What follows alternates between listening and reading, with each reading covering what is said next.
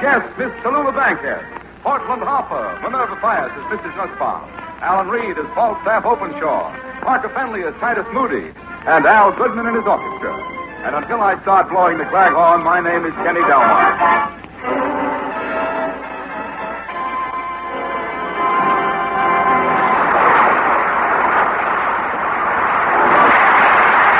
Ladies and gentlemen, nylon lines may be barred in New York City.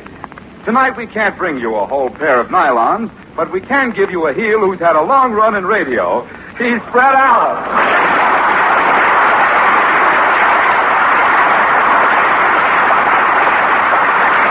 Thank you, and just took two people to stop the applause tonight.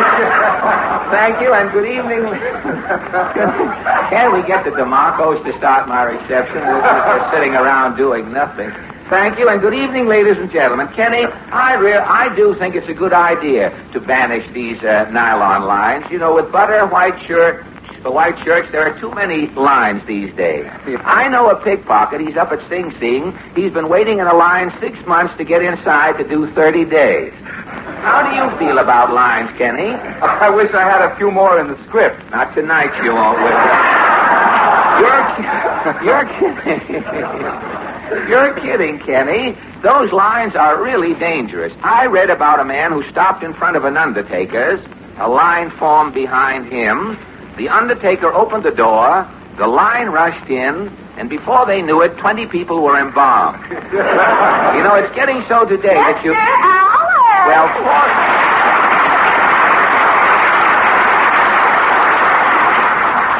pull up a cliche with a swivel, Portland. Sit back and be comfortable. The subject happens to be nylon lines. Oh, theater lines are worse than nylon lines. Theater lines, really? Mom and I stood in a line at the music hall to see Adventure. Adventure, the Clark Gable picture? Yes, and by the time we got in, Gable was back, and Garson was getting him at the neighborhood theaters. Yeah. You two are great movie fans. Mom and I stood outside the Winter Garden all day today. What picture is at the Winter Garden? So Goes My Love, with Myrna Loy and Don Amici. Don Amici, huh? Oh, and the picture is wonderful. Don Amici's inventing again. Inventing? No kidding. What does Don give the world this time? A banana you can put in the refrigerator?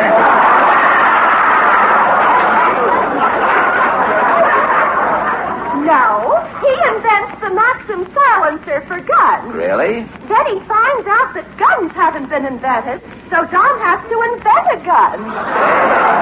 That's the picture I've got to see. So Goes My Love, hey? Well, how does that got to do with the two guns you mentioned? Maybe some big shots come in at the end of the picture.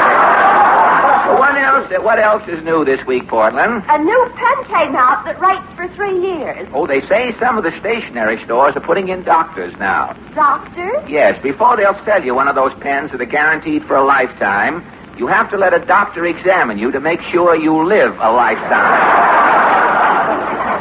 This new pen writes underwater. Underwater? If you're drowning, you can pull out your pen and write a message for help. It'll save a lot of trouble. You know, before, if you wanted to write a letter underwater, you had to look around for an inkfish. And speaking of ink, I wonder if all is well in Allen's Alley. That's cleverly worked in, doesn't it? The writer who did that is no longer with us. Shall we go? As Henry Ford said when he looked at his first Model T, I think I'll make a break for it.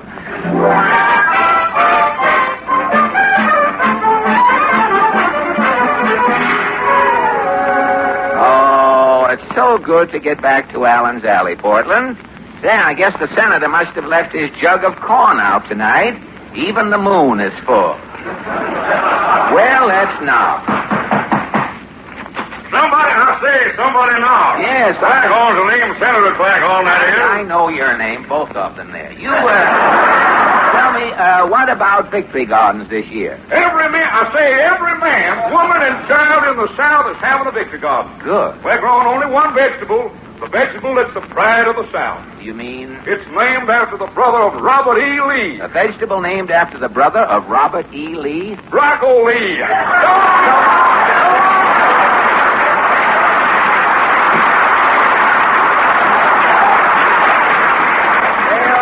The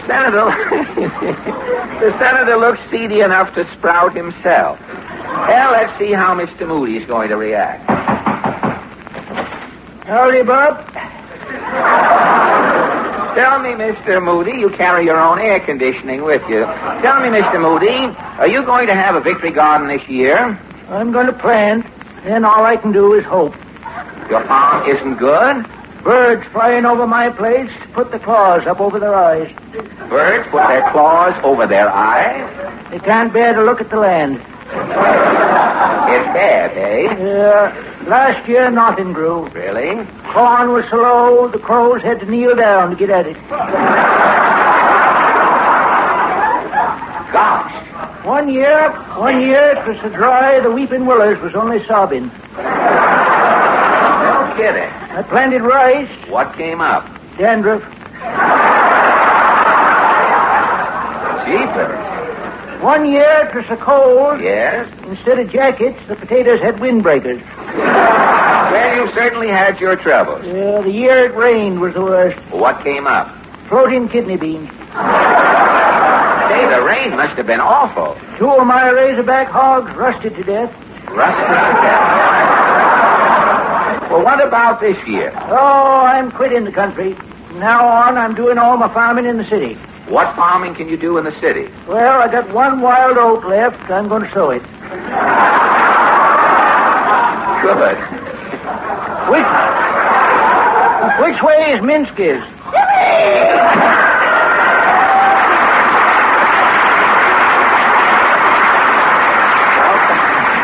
Titus is all set. Let's try this next door here. No. Ah, Mrs. Nussbaum. You're expecting maybe Edgar Bergman and Sally McCarthy?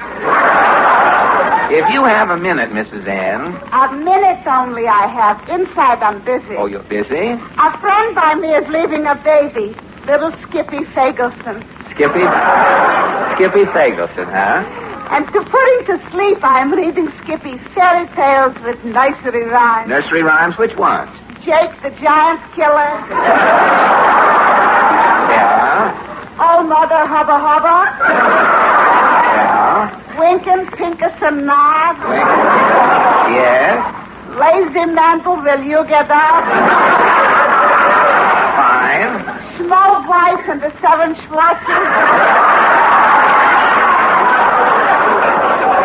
Well, tell me, what about your victory garden this year? Oh, I'm starting it already. Good. I am planting in the backyard string beans. Well, how? You're bringing down the house. You hear it falling in.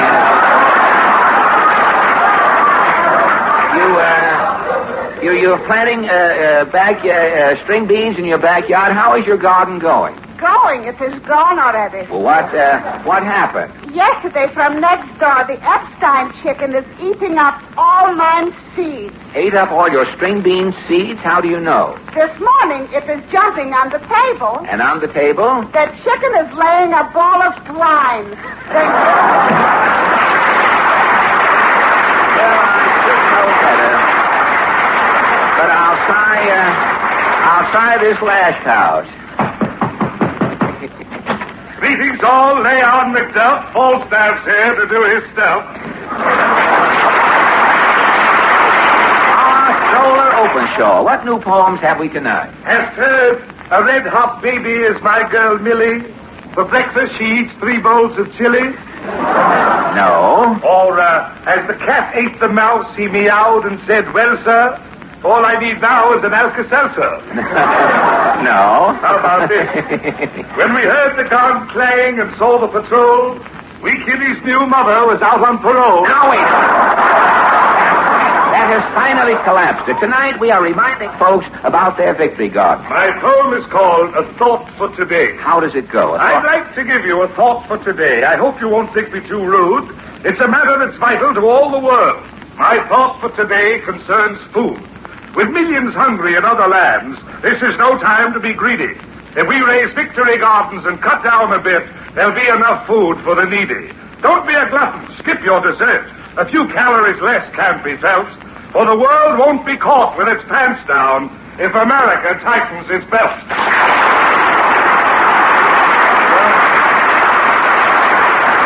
Say, Portland. Yes? Have you a little perfume I can borrow? I have some Machiavelli's Evening in New Rochelle.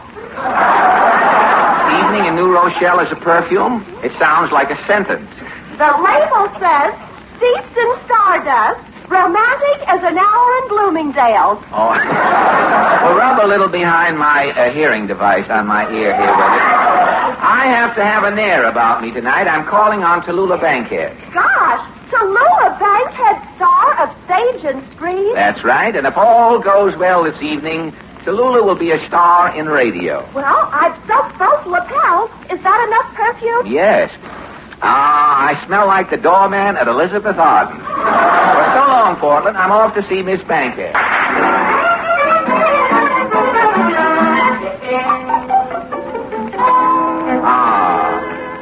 This must be Miss Bankhead's suite. I hope she's home.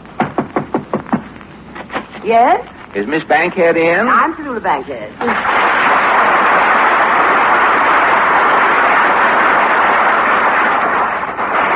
So you are Tallulah Bankhead. You're expecting maybe Mrs. Claghorn?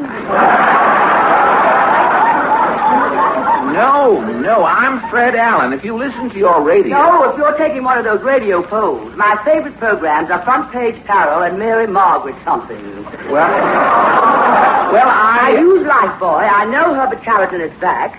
And what doesn't do for me, I do for myself.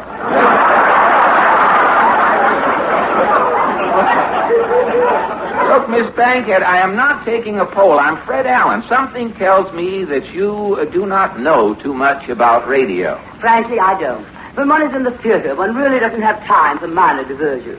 Minor diversions. Well, radio needs new faces, Miss Bankhead. Have you ever thought about doing a radio program? Yes, but I can't give up my stage career, Fred. If I go into radio, I'll be drummed out of the Theater Guild. I'll have to turn in my autographed picture of Lawton Fontaine. No, I used to play some of those theaters out west in Vaudeville. I bet I played smaller theaters than you did. No, I doubt that. I appeared in one theater. It was so small, when I took a bow on the stage... Yes? I bumped my head on the popcorn machine in the lobby. Well, I played a theater one time. It was so far back in the woods, the manager was a bear.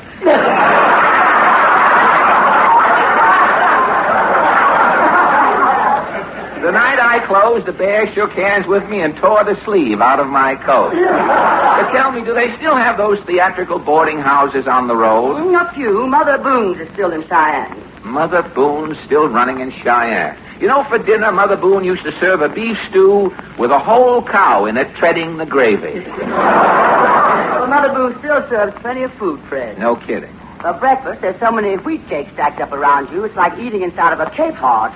Do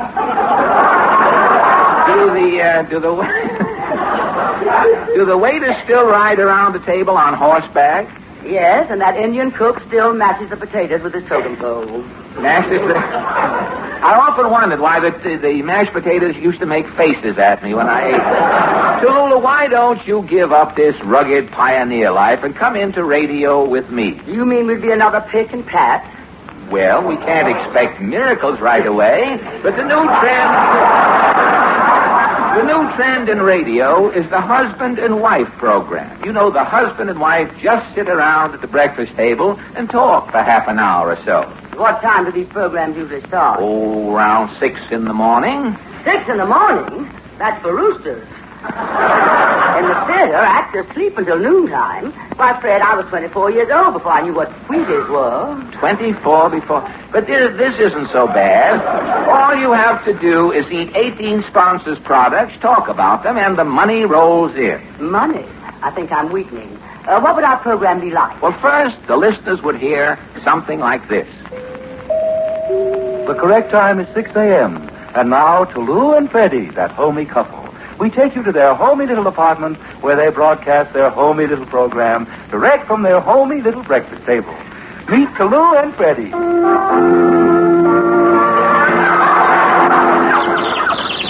Good morning, Freddie, darling. Good morning, Tallulah, Angel. Oh, sweetheart, I must say you look refreshingly well rested this morning. Yes, thanks to our wonderful Pasternak factory-tested Pussy Willow mattress. The mattress mattress that takes all of the guesswork out of sleeping, darling. So soft, so restful. And just $17.50 at Bamberger's. Only the hearts of the tenderest pussy willows are used, you know. Is breakfast ready, honey bun? Yes, sweetheart. Here's your coffee. Oh, thank you, dog. Ah, what coffee, what aromatic fragrance. You know, it must be... You're right, lovely. know It's Makista's Vita Fresh coffee. The coffee with that locked-up goodness for everybody. Grind or drip. Well, quick, darling. Quick, another cup. Pete Bars, you've spilled some on your bed. Goody. Now I can try some of that Little Panther spot remover. No rubbing. Just slop some Little Panther on your vest and watch it eat the spot out. And imagine, darling, just imagine a big 2-ounce bottle for only 35 cents. Or, if you are a messy eater, you can get the handy, economical 40-gallon vat.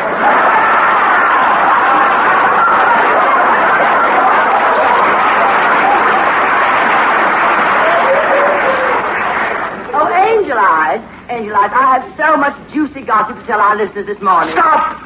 Don't move, Toulouse. But, darling... Your hair this morning is breathtaking. What sheen, that brilliance. What did you do to it? Well, I just did what so many society women are doing these days. I went to Madame Yvonne's Hairdo Heaven at 424 Madison Avenue in the loft. Well, I must say it's divine, Bunny Fluff. Oh, Madame Yvonne uses a sensational hairdressing. It contains that new mystery ingredient, chicken fat. I hear it's on sale at all of the better hardware stores. But go on, darling. Our canary, little Yasha. Doesn't little Yasha sound glorious this morning? And I bet I know just what he's saying, too. He's saying, gee willikers, Mommy and Daddy, thanks for feeding me that swell Dr. Gruber's 3-way bird seed. It comes in 15 and 25-cent packages fitted to the beat. Little Yasha's so happy, so carefree, and why shouldn't he be happy? Yes. He knows that the newspaper on the bottom of his bird cage is New York's leading daily. Morning Record. The Morning Record. 32 columnists, 18 pages of comics, and all the news no other newspaper sees fit to print. Excuse me, Apple Honey. I have a letter from Mrs. T.S. Button of Molehole, Idaho. Mrs. Button has had a splitting headache for 40 years until she heard about Pepso-Bepso on our program. Oh, only Pepso-Bepso is guaranteed to fizz twice. Once before you drink it, and once after. And, darling, here's another interesting letter from a kleptomaniac. She writes... Good morning, Mumsy and Daddy. Well, it's our little 3-year-old daughter, Amber. Isn't she cute? Amber, I just love the way your tooth is shining this morning. Yes, I brushed it with Dr. Pratt's homogenized toothpaste. And what does Dr. Pratt's toothpaste do, baby? It gets into your mouth, rolls up its sleeves, and really does a job on your dirty old teeth. Well, isn't she cute? So sweet. Now run along to school, baby. Daddy and Mumsy have, so many things to tell our listeners. Especially about the celebrities we saw at the Stork Club last night. Oh, darling, was it too wonderful? Wally Winchell, Todd Power, Nick Kenny, the Mistress Chef, J. Edgar, all waiting for us. What are you laughing at, love? Well, I just thought how witty Oscar Levant was last night. Dear Oscar's so clever. What's And that, wasn't dear? Mr. Farley a good sport, darling? He just sat there grinning and smacking his lips. Yes, and you, too, will smack your lips if you taste Klotnick's concentrated ketchup.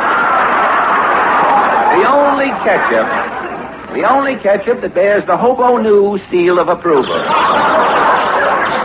there's little Yasha telling us our time is up. We'll be back again tomorrow morning at 6, folks. Until then, this is Freddie. And to Lou. Saying goodbye.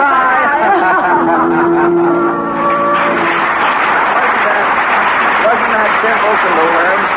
With a program like this, we'll make a fortune. But it's ridiculous, Fred. Nobody can possibly be that cheerful every morning. That's true. You know, if one of those happy couples woke up grouchy one morning, the listener would probably hear something like this. Hey, knucklehead, get out of that bed. You got a program. Will you quit yapping? 6 o'clock in the morning. Who's up to listen to us? A couple of garbage collectors and some burglars, maybe. Gosh, I'm groggy. Why don't you stay home some night and try sleeping? Sleeping on that Pasternak Pussy Willow mattress? Pussy Willow. It's stuffed with cat hair. Every time I lie down on that cat hair, my back arches. Oh, stop beeping. Here's your coffee. Well, it's about time. What are you trying to do? Poison me? It's that Maquista's Vita Fresh coffee. It won't kill you. It won't, eh? Why do you think the government makes them put that skull and crossbones on the can? Look at that. I spilled some on my vest. Oh, you're such a slob. I'll get that bottle of little anther spot remover. You're not putting any of that atom juice on me. The last time it ate away the suit and I still had the spot left. Where do you find these sponsors? Are the police line up? Look, Newsom, if you'll keep that big bazoo of yours closed for a minute. Your hair. It looks as though you just took your head out of a mixmaster. I know that hag, Madame Yvonne, with her chicken fat, my hair keeps sliding off my head. That bird again. Shut up, you molting pest. I thought I told you to give that canary some Dr. Gruber's bird seed. I did. Now, yes, is the only canary in the country with an ulcer. Is there any mail today, Chowderhead? Yes, there's a summons here. Somebody took some of that Pepso and dropped dead. Why don't you? Look here, Clamface. Good morning, Mommy and Daddy. That'll teach you. That'll teach you. Sneaking up on your parents with that one tooth like an old elk. Little Amber. Well, I told you we should have finished reading the book before we named her. I want my breakfast. Go gum a donut. Pipe down. I want to mention the celebrities we saw last What night. celebrities? We ate in the automat and you know it. I'm going back to bed. The program isn't over, Buffett. We still have 160 more products to mention. Well, you mention them. I've had enough of this 6 o'clock grind with you and that kid and the canary yapping around here. I've got a gun.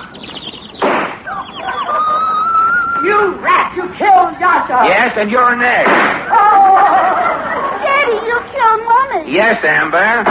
So, am I going, Daddy? Yes, forever, Amber. Something new in radio programs. One man's family without the family.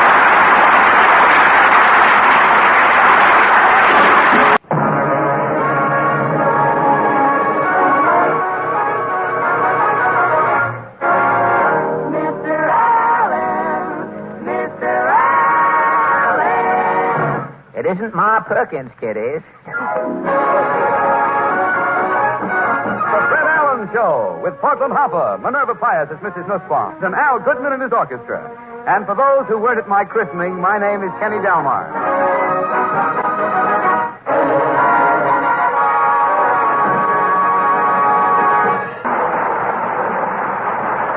Thank you, and good evening, ladies and gentlemen. And Kenny, those Mexican League owners are signing anyone, apparently. It isn't safe to even look like a ball player these days. I know a fellow who was walking down Broadway. He had athlete's foot. A Mexican crept up behind him and slipped $20,000 into his hand. Yeah, well, I hope... You and I will enjoy it. Let's go off. Let you and I go off in a corner someplace and enjoy it. Well, I was kind of worried because I hope those Mexicans don't steal any more Brooklyn players. Well, if they do, Kenny, let me warn you that Leo DeRocher is going to get even. How? Well, if the Mexicans take one more Dodger, Leo DeRocher is going down to Mexico, and he's going to bring back Tito Gazar to play shortstop for Brooklyn. I hear one Mexican team is so short of men, they have a bull playing center field. The bull was formerly with the... I'll skip the rest of it. This much is... Portland, would you come in? There's another dead...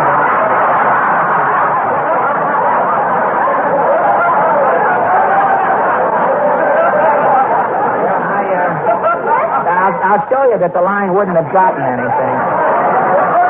The rest of it was the Bull was formerly with the Cincinnati Reds, but he couldn't keep his mind on the game. So it would have been a waste of time to even read it. Mr. Allen! Portland. Well, gee whiz.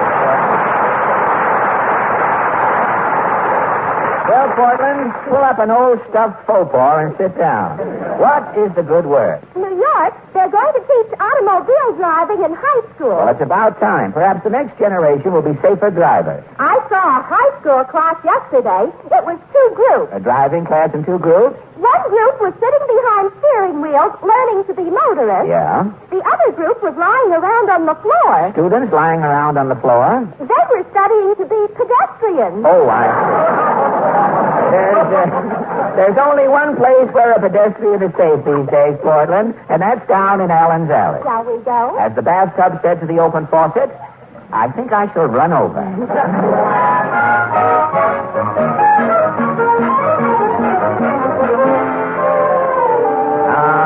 Gosh, Portland, isn't it good to get back to Allen's Alley?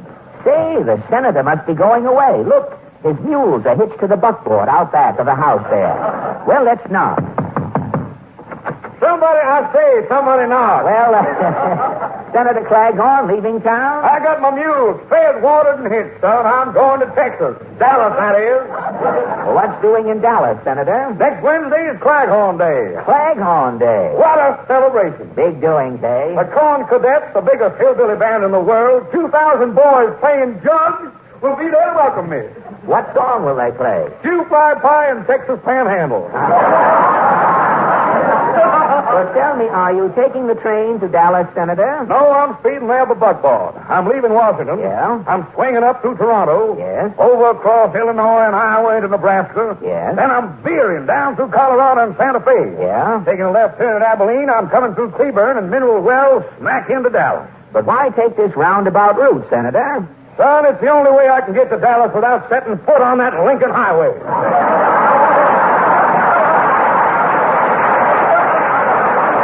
Well, tell me, Senator, what is your reaction to this Coney Island reopening? Coney Island is the watering place of the South. The South? When I go to Coney Island, I see them Frankfort. Frankfort is the capital of Kentucky. Yes. I stuff myself with that Cracker Jack, Georgia cracker, that is. I taste that yummy pie and ice cream, Texas style. Pie with ice cream, Texas style? Pie Alamo, son. When I'm ready to swim, I grab my seersucker water wings and plunge into that southern water. Southern water at Coney Island? That's the Atlanta Ocean, son.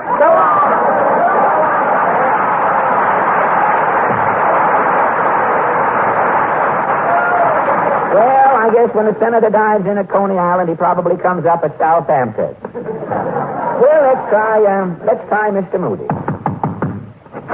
Howdy, Bob. Tell me, Mr. Moody, how do you feel about Coney Island opening? I only went to Coney Island once.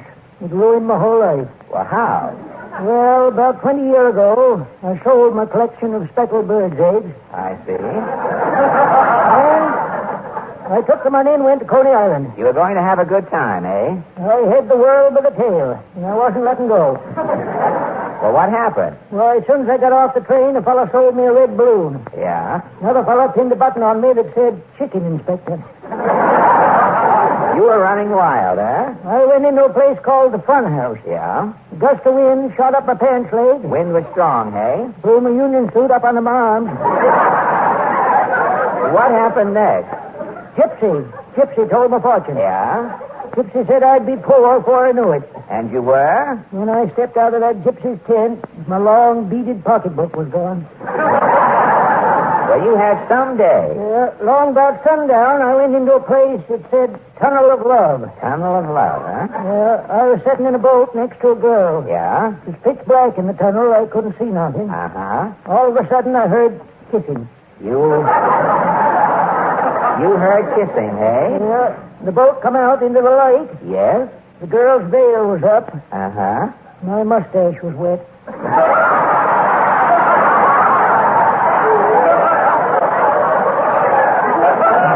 Well, what did you do? What could I do? I married her. Oh. Fine. She was the homeliest woman that ever wore gaiters. Really? On account of Coney Island, my whole life was ruined. And the moral is? If you're a single man at Coney Island, Yes? and you're going through the tunnel of love, Yes? for Pete's sake, carry a lantern. So long, now. Well, I guess Mr. Moody saw the light too late. Well, what can happen at this next door? No? Ah, Mrs. Nussbaum. You're expecting maybe the pink fox. Tell me, Mrs. Ann, how do you feel about Coney Island? For 20 years, every Sunday I'm going to Coney Island. You see the sights? What sight? Pierre and I are too short. In the crowds, we are seeing nothing. You mean you're so short? On the subway, all we are looking on is backbones and suspenders. What happens when you get to Coney Island? Again, we are seeing nothing. In the crowd, we are getting gems that's pushed around. I see. On a merry-go-round, we are pushed, we are riding. Uh-huh. So a hamburger stand, we are pushed, we are eating. Uh-huh. But without onions. Oh, I see. On the shoots, we are pushed, the shoots, we are shooting. Uh-huh. It is getting back. We are pushed on a train, we are coming home. And to go through the same routine every Sunday all summer? For 20 years, it is pushing, riding, eating without onions, and shooting. Well, don't you swim? Don't you ever go into the water? What water? Why, Coney Island is a beach. And there is water there. Yes. Now he is telling me.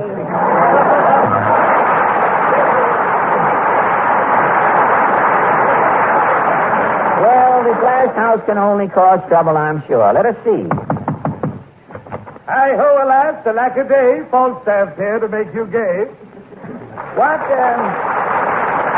new poems come hot from your griddle tonight, Falstaff? When summer comes. How does it go? When summer comes and the hot winds blow, I pack a lunch and away I go. Down in the subway, the BMT, it's yoinks away to the open sea. First in the briny, I splash my feet. Then on the sand, I sit and eat. Sardines, rye bread, frozen custard, popcorn, ice cream, hot dogs with mustard. Then lying back in my bathing suit damp, I moan and I groan, getting cramp after cramp. Where else can you swim and get sand half bare by an ocean beach for a 5-cent fare? You can have the mountains, Dude Ranch, and Spa. Give me Coney Island. It's Shangri-La. And if Falstaff takes his canoe paddle and heads for the subway, Portland, Yes, have you a pin? I have a safety pin here. Good. Would you mind opening it and sticking it in my leg every few minutes to make sure I stay awake? Haven't you been sleeping? Sleeping? How can I sleep? I live in the same house with Oscar Levant, and it seems that Oscar is writing a cannibal symphony. All night long, he has natives up in his place auditioning tom-toms. Tuesday night, he had a cannibal blowing hot licks on a ram's horn up there.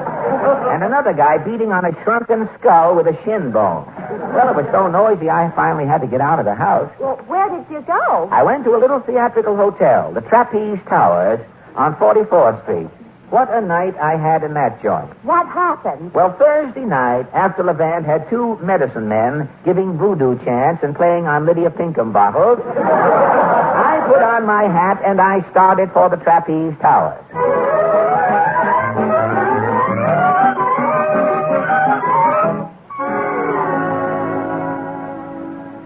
Here's your room, Mr. Allen. Thank you, bellboy. Oh, gosh, I'm sleepy. Say, somebody left a book here on the table. Says this book is the property of Jack Benny. The title is I Stand Condemned. This is the story of a man who goes to the electric chair and leaves three lovely children, Mary, Margaret, and McBride. Oh, I'm too tired to read. Jeepers. Those shots were fired in the next room. Something must be wrong in there. Say, this door connects with the next room. Open up. Hey, open up. Open up in there. Yes, What's going on? I am Sidney Greenstreet. Oh.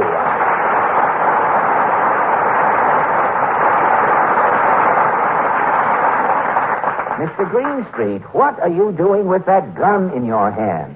I was attempting to commit suicide. I missed. But there were two shots. You missed both times? Yes, I have short arms. I can't reach around my stomach. Oh, I see. If you'll be kind enough to kill me, I should be greatly obliged. But I'm Fred Allen. You're the very man. You've been getting away with murder for years. Take the gun. But Mr. Greenstreet. You may call me Sidney. All right, Sid. I said, Sidney, don't overdo it. Look, will you please put away that gun? I must try once more. I may be able to make it the hard way. Missed it again. Confounding short arms. But why kill yourself? You're a big success, a famous actor. It's Hollywood. Hollywood has depressed you? I even came to New York to take my leave of the world. You mean you wouldn't even be found dead in Hollywood? I refuse to be laid out in slacks, a beret, and wedges. Say, I've heard about those fantastic Hollywood funerals. Pallbearers in loud check suits, a bright red convertible hearse with the top down. Pink stucco tombstones, only one mourner, your agent. But tell me, Sidney, what has Hollywood done to you to induce this state of melancholia? You turn a life of luxury, Fred. I haven't a moment's peace. You're annoyed? Constantly. When I lie floating in my pool. Yes? Carrier planes from the Pacific swoop down on me for a landing. No kidding. They say from the air I look like the Enterprise with a lumpy deck. But Sidney, you are not so buxom. I'm not exactly another Sinatra, Fred. No, if Sinatra only had one leg, he'd look like a niblick. You may be a mite overstuffed. My most devoted friends all call me Fatso. Fatso, what friends? I've only 3 friends. Peter Lorre, Boris Karloff, and Bela Lugosi. Well, tell me, Sidney, what do you and your friends do for diversion? Boris, Bela, Peter, and I go to the ball game. You like baseball, huh? Anything with bats.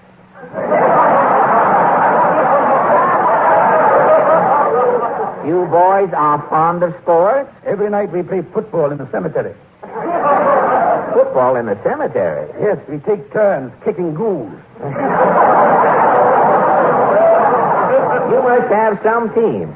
The tackling guards are all right, but we have a couple of dead ends. Well, I can't understand it, Sidney. If you're having so much fun, why do you want to shoot yourself? I'll tell you why, Fred. Sit down. Thank you. Fred, suppose you were an American tourist on a world cruise. Yes? One day you find yourself in the ancient and mysterious city of Cairo, Egypt.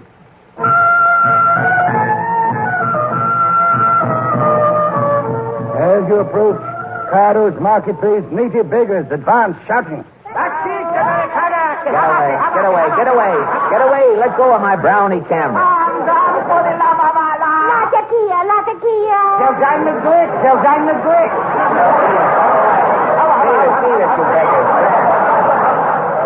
Gad, what people. That crowd looks like a Red Skelton studio audience. Peddlers every place. Halva white, tasty little turkey's good. Halva sahib. No, thank you, son. I've tried halva. It tastes like sweet beaver board. Sahib, quick, in this doorway. What are you selling, postcards? No, Sahib. You buy this jewel cheap. Gad, a pure white diamond. It looks like a big bubble. You buy, Sahib, hot merchandise. Let me see. Jeepers, on the bottom, the initial CS. CS. It must be the famous Cleopatra solitaire. It's worth millions. How much, Cebu? 10,000 million. How much is that in American money? $8. Here you are. Gosh, CS, Cleopatra solitaire. Beware, Sahib. On this jewel is the curse of Turan Bay. The curse of Turhan... Curse of Turhan Bay? Yes. Gad, a knife in his back. It's murder. Yes, it's murder. The fat man. It isn't skinny Ennis, bub.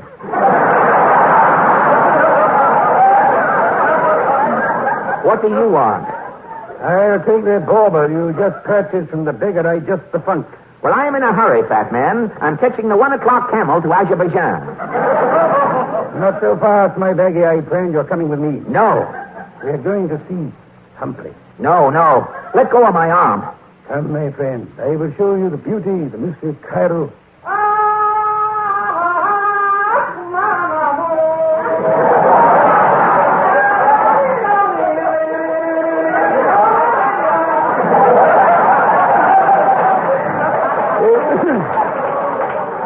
It's my good friend Ali Boone of Lexington, Morocco.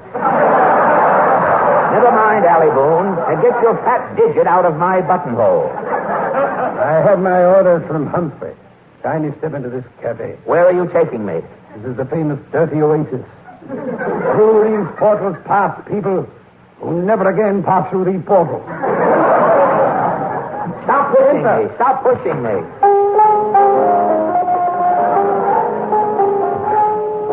Hey, Sam. Where's Humphrey? I wish I knew, boss. Why? 3 months ago, Humphrey said, play it, Sam. Yes? I've been playing it ever since. If I stop, Humphrey will kill me. Who is Humphrey? You'll find out. Sit down, Curtis. What do you want from me? I want that priceless trinket you bought from the dead beggar. No, it's mine.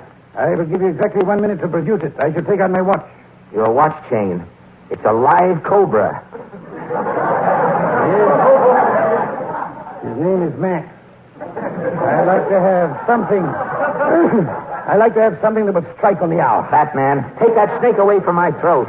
You hold your fangs, Max. Now we'll give up that jewel. Yes, but it's here in my money belt. I can't undress in here. Step into that back room. You just have 30 seconds. Yes, sir. Gad, this must be a tomb in here. It's filled with mummies, hundreds of mummies. The fat man will never find me here. Humphrey will never get the Cleopatra solitaire. I'll hide behind this big mummy.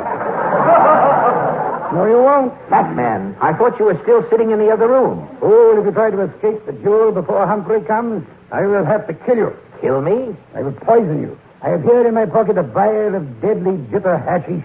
Jitter hashish? 1 drop and the cuffs of your pants tighten. Your body shakes. In 3 seconds, you slowly expire, whispering, Frankie. No! Here, fat man, take the jewel. Good. Now it's... Hello, Greenstreet. Humphrey. Greenstreet. Did you get it? Yes, Humphrey, here it is. The thieves have not harmed it. At last, it's mine again. It isn't yours, it's mine. Who is this guy? This is Humphrey Van Dusen, the American shirt tycoon. Shirt tycoon? Yes, he bought up all the mummies in Egypt.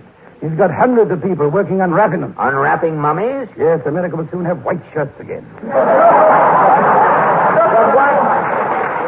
It's been terrible. The mummy unwrappers called a strike. I've been stuck here in Egypt for 6 months. It was okay until one night a native stole this treasure you bought. Your bubble diamond? What bubble diamond? This is the top of my percolator.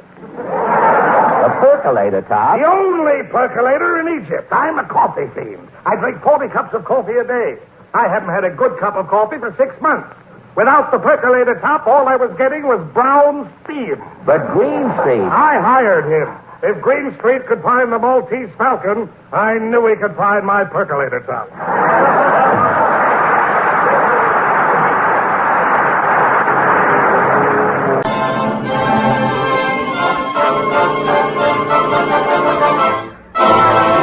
Mr. Allen! Mr. Allen! When you call Chloe, she doesn't answer either, Kitty.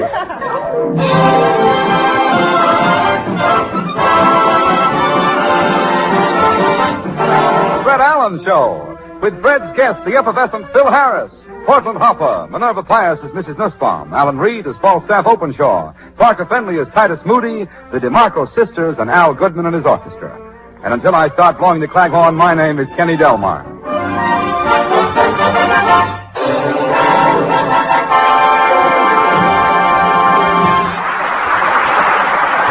The National Association of Chiropodists sponsors Foot Health Week. Tonight, instead of a chiropodist, we bring you a comedian who owes his success to his corn. He's Fred Allen.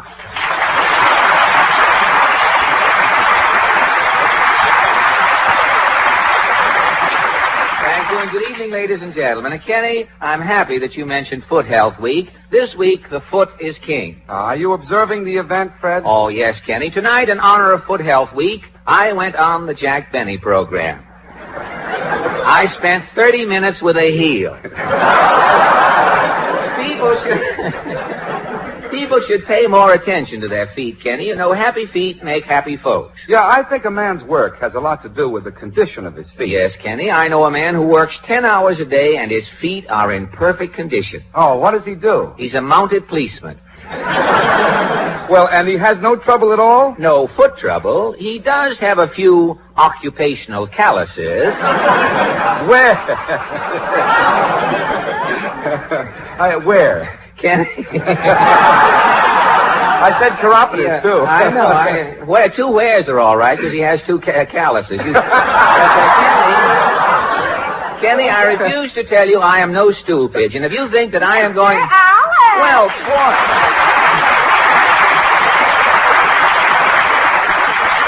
Well, Portland, pull up an old participle, stop it from dangling, and sit down. This, it so happens, is National Foot Week. Oh, Mama says chiropodists are paradoxical. How? Mama says chiropodists are the only men who make a living going to the dogs. Your mother should be here to hear how that's going, that's all.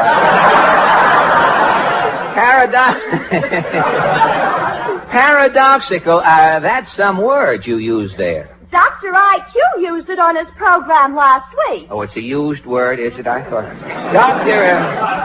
Dr. IQ has to use long words to reach that lady who's incessantly in the balcony. Tell me, what about Foot Week? Oh, the foot is lucky. Really? The nose gets the dirty end of it. How do you mean? Well, the eyes have movies to see. Yeah. The ears have music to hear. Uh-huh. The mouth has candy to eat. And the nose? The nose has to smell everything. Right. And if the mouth says something fresh, Uh-huh. the nose gets punched. Yes, that's true, through no fault of its own. Well, we ought to have National Nose Week, Portland. The streets sprayed with perfume, a rose for every nose except Billy. Show the nose a good time. Tell me, what else is new, Portland? A doctor in Boston says women live longer than men. Oh, did he say why? No, but Mama says a woman has to live longer than a man to have the last word. Oh, how true, how true. Your mother must have been remotely... I borrowed these teeth tonight. I don't know. And speaking of painting, let's put two coats on and start for Allen's Alley, Portland. What is your question tonight? Well, this week, the Automotive Safety Foundation drew up a plan to reduce the number of highway accidents. And so our question this evening is, are you going to do your part to make this safer driving campaign a success? Shall we leave? As the old cuckoo said, when the pawnbroker wound the clock, I may as well start going.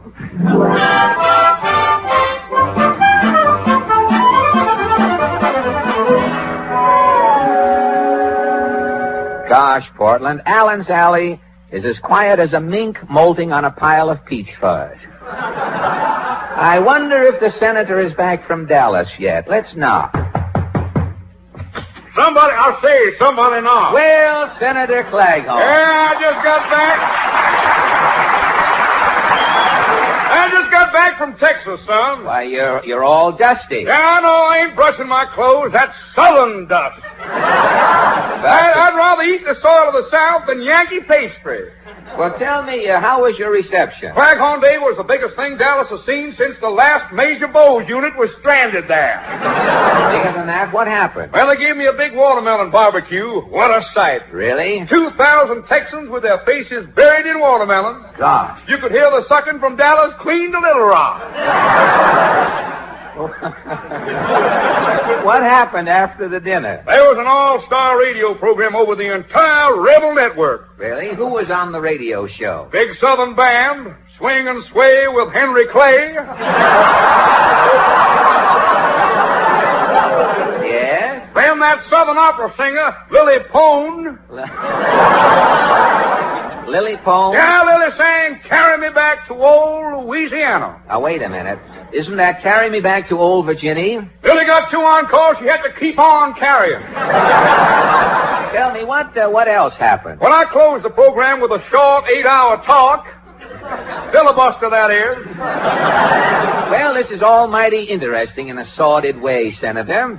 But what about this campaign to cut down automobile accidents? The South is prepared, son. We're eliminating the automobile entirely. Eliminating the automobile in the South? How? Well, the man has a 40-horsepower car. He turns in his car. Yes? The state gives him 40 mules. 40 mules. 60 horsepower, 60 mules. Yeah. 80. But the whole South will be flooded with mules. How can you control the traffic? We'll import a northerner for a traffic cop. You mean a northerner can handle mules?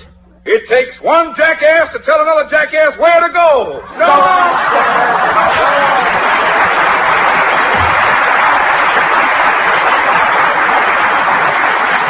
Well, that's a hybrid horse on me, I guess. Let's try Mr. Moody's door. Howdy, bub. Warm weather is here, Mr. Moody. Isn't it time to get out your fly swatter? Oh, I don't need no fly swatter. Well, how do you keep the flies off you? I got a spider hiding under my lapel. Oh. Yes, sir. Let a fly land on me. That spider's got him quicker than a baby snake can coil. Oh, I see. In fly time, that spider's running over me like syrup over a hot waffle. What's that? Tell me, Mr. Moody, what about this new drive to reduce automobile accidents? Most drivers try to make every road a Death Valley. Well, do you have any trouble? Yes, one big car hit my billy goat. And after the accident? That car was the only Lincoln I ever saw with a beard on it. I see. And then a truck hit my prize pig and rendered him. Rendered him? For 2 miles, the road want nothing but lard. The pig disappeared completely? Well, I give a hog call to make sure. And after you gave the hog call? 4 pigs' feet come walking in the yard. Just 4 pigs' feet? They was limping. Well, you certainly had your troubles with speeding motorists. Last Sunday was the worst. What happened? Well, I had 300 hens and 1 rooster. And? Rooster got out on the road. Zip! Feathers and giblets. Your only rooster was gone? Yep. Today I got 300 hens in mourning. Now, what makes you think your hens are in mourning? They're laying eggs with black yolks. So long, bud.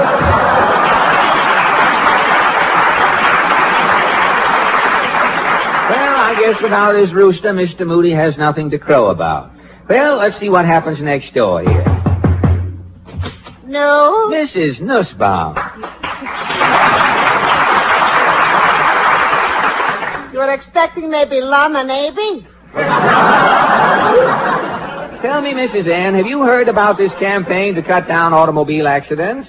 In the campaign, I'm participating. Participating how? I'm writing slogans. Safety slogans? What are they? Driving slowly in your flivver, you will be a longer liver. Good. Whether your name is Pincus or Myers, check the brakes, likewise the tires. Very good, very good. Driving fast when it is hazy, you'll be pushing up a daisy. Say, how do you know so much about cars? Well, when I'm a young girl, sweet 16 and never,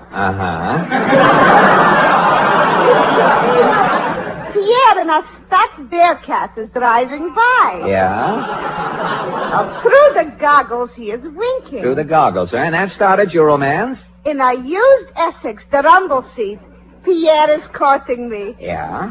In a second-hand Chevy, kneeling down, he is proposing. Good. In an old Hupmobile with the top up, we are getting married. And since you've been married? Every week in all kinds of cars. Buicks, Hudsons, and Cadillacs as we are riding. Now, wait a minute. Who owns all of these cars? My husband, Pierre. Cars he is owning by the hundred. Pierre owns hundreds of cars. Who do you think is the smiling Irishman?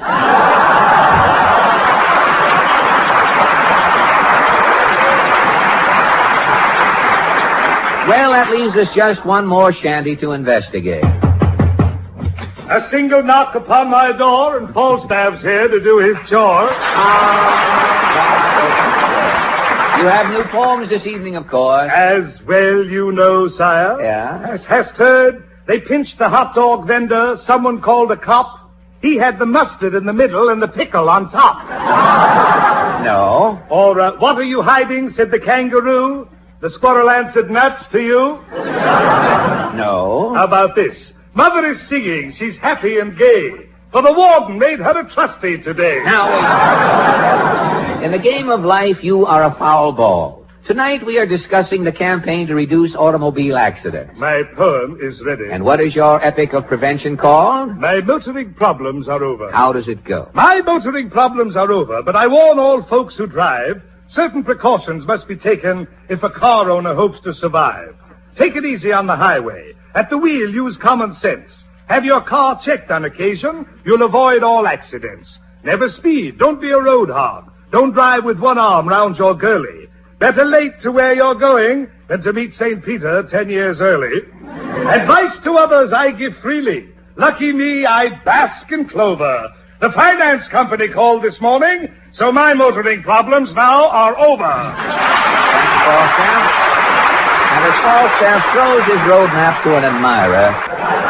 And now, ladies and gentlemen. Mr. Allen. Yes, Portland? This note just came for you. Oh, a note? It looks mysterious. It's signed Mr. X. Mr. X, let me see. Why, this is from Phil Harris, Portland. X is his signature. When Phil is incognito, he makes a triangle. What does the note say? I don't know. Who can tell? Look at it. It's all X's here.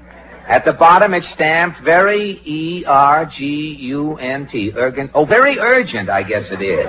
Do you think Jack Benny knows Phil wrote you? How would he know? Benny can't read. He just wears glasses to keep out of fights.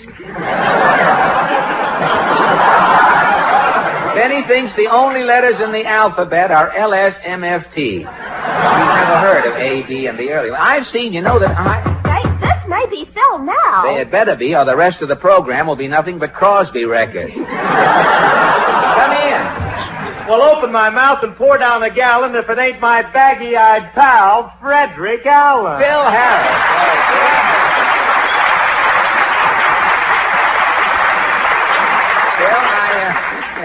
Phil, I have your note here. What is this urgent business? Well, Frederick, I'm desperate, and you've got to help me. What is your dilemma? Fred, you got to get me on information, please. You on information, please? Well, why not? Well, Phil, you don't see Red Skelton trying to get on the Chicago Round Table. Listen, Fred, did you hear our program last Sunday? Now, we was matched against them quiz kids, and we won 6-3. I'm ready for the big time now. I want them big boys. But, Phil, the men on information, please, are geniuses. What geniuses? I seen their pictures. They look dead. They look like dopes. Dopes? Why, Phil, those three guys alone have enough gray matter to paint both sides of the big mo. I don't care. There must be some ways of getting on that show. Well, one way is to have intelligence and brains. What's the other way? The way you got on.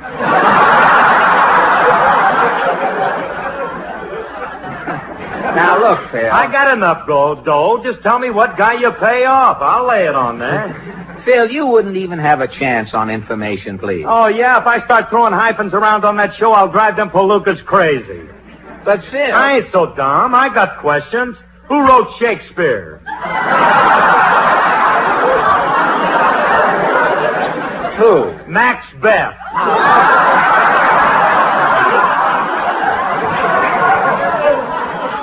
That's who. Now, who's the father of geometry? Who? Some square. Now, who invented the first yo-yo? Who? The same guy that found the lost chord. Phil, take a friend's advice. You are not ready for information, please. Who ain't? I can raise my hand, can I? But you've been working with Jack Benny. Ignorance is catching. He's a carrier. Wait a minute, Fred. Wait a minute now. I don't want to hear no slurs on my employer. Now, Jackson's got a heart as big as his head. Yes, and he has more hair on his heart than he has on his head. Tell me, Phil, how was your trip from Hollywood? How was the train? What train? You mean Benny made you travel by bus? Not careful old Benny. No, sir. He told me that this time of year buses was dangerous.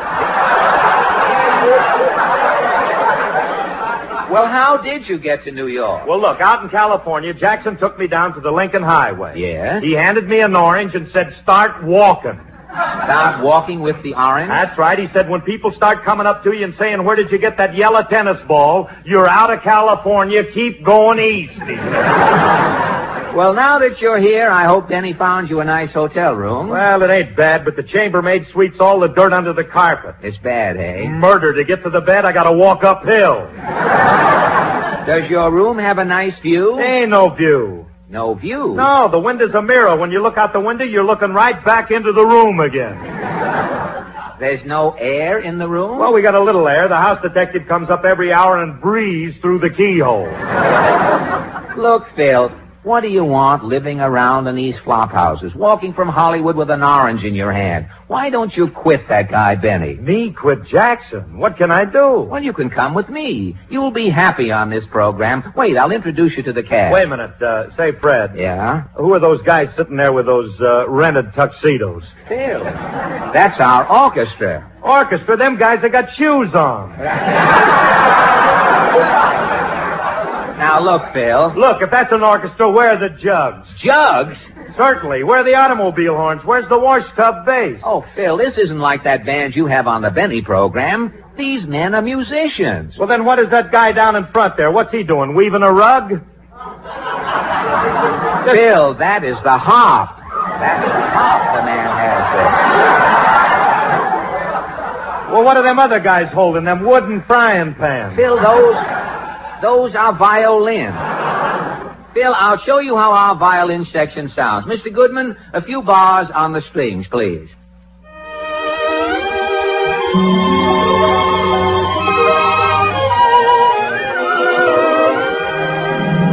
Well, Phil? I don't believe it. I don't believe it. But, Phil... Somewhere under one of them guys is a jukebox. You come with my program, Phil, and this orchestra will be yours. Oh, wait a minute. Now, who are those guys sitting there chewing those black nightsticks? Oh, black nightsticks? Phil, those are clarinets. Doesn't your band have wind instruments? Sure, 6 kazoos and a hot sweet potato. Well, I'll show you how our woodwind section sounds. Woodwinds, Mr. Goodman.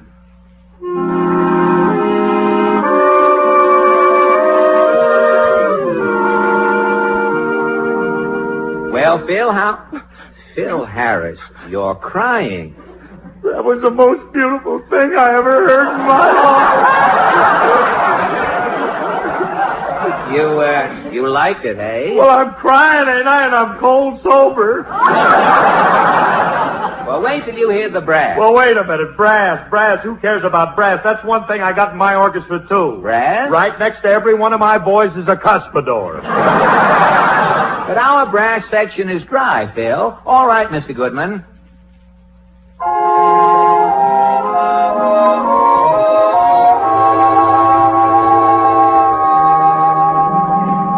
Beautiful, isn't it, Phil? Fred, I'm as limp as a buggy whip in the rain. Listen, wait till I tell Spike Jones about this. Phil, how would you like to conduct our orchestra? Well, okay. Which guy do I kick to start him playing? Kick? Certainly, in my band is Frankie, the guitar player. Phil, you don't kick anyone. Here, take this. Well, what am I going to do with this stick? Now, you just wave this little stick up and down and see what happens. Okay.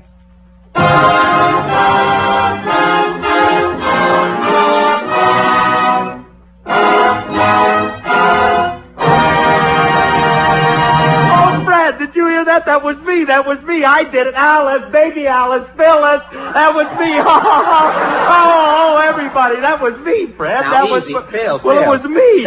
I know. That was just a sample of what you'll have on this program. Now, what do you say? Well, it's good, Fred, but Benny gives me jokes to tell. Phil, you come with me. The whole program will be yours. You'll play music, tell jokes. You will be the star. Little old Philzy, a star? And what a star. Now, here's how your program will sound, Phil. The music starts...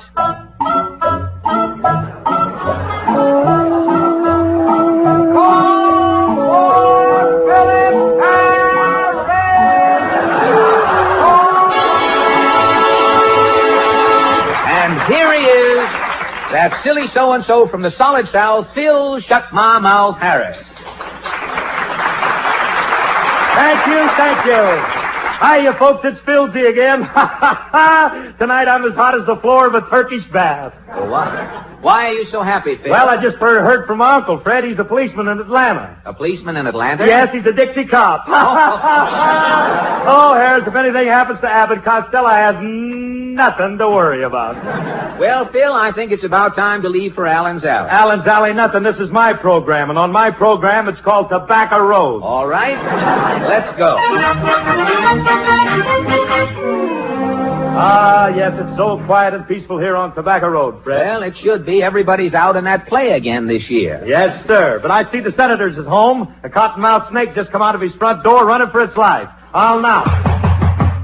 Somebody, Harris is the name, Claghorn. Phil Harris, that is. Yeah, I'm from the South, the deep South. Well, Where I come from, we refer to you as that silent senator from up north. I don't know what The only band I'll listen to is the Dixieland Band. Now, look, My Senator. favorite singer is Ginny Sims, Cotton Ginny, that I'll is. say to it. Speak up, Senator. The floor is yours. Out with it. Well, I got a... Start blabbing. Don't be another coolie. Now, look here, Quit, Fred. you old flooded that is. Why are you Oh, standing don't peel a possum. Don't Yeah. fire. Wait a minute, Phil.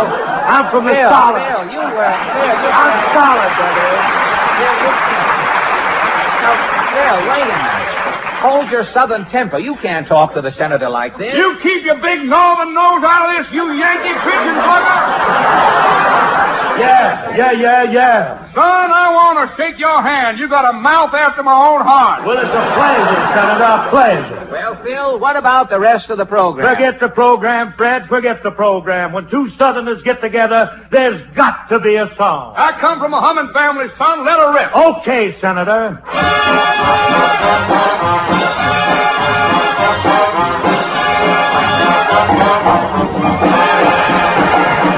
Hot cornbread and black-eyed peas, the smell of them magnolia trees just laying around in your DVDs. That's what I like about the South.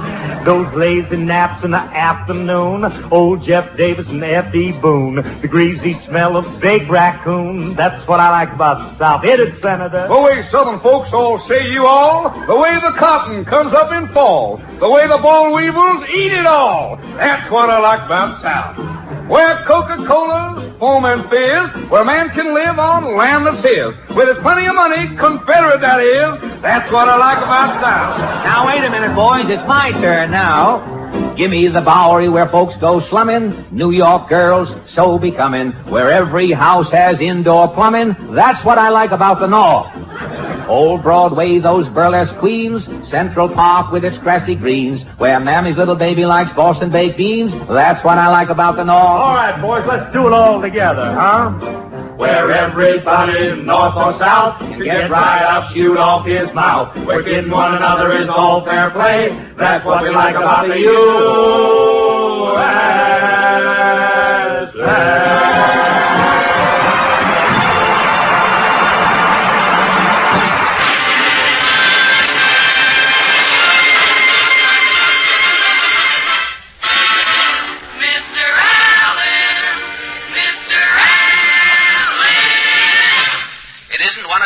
Hickory singers, kiddies.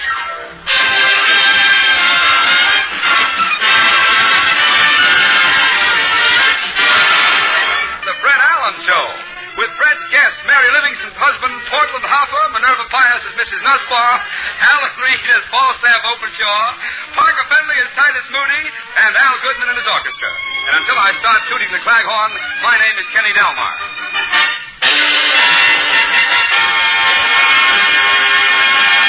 Ladies and gentlemen, Shakespeare said, to be or not to be. Benjamin Franklin said, remember, time is money. But for the last 8 months, all I've said is, here he is again, Fred Allen.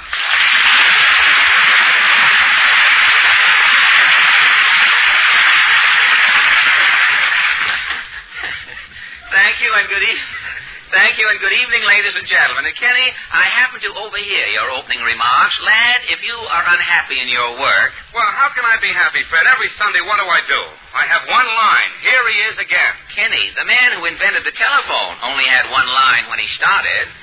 Yeah, but Fred, I'm not getting any place in radio. It's the same on my other show. Oh, you're on another... The Lucky Strike program. Oh, the Lucky Strike Pro. What do you do on that? You know when the man says LSMFT? Yeah. Then the tobacco auctioneer says, Yachta, sold American. Uh-huh. Then a voice says, you bet. You bet. Another voice says, yes, sir. Yes, sir. The voice that says, yes, sir, is mine. You're beaten down on that show, too, huh?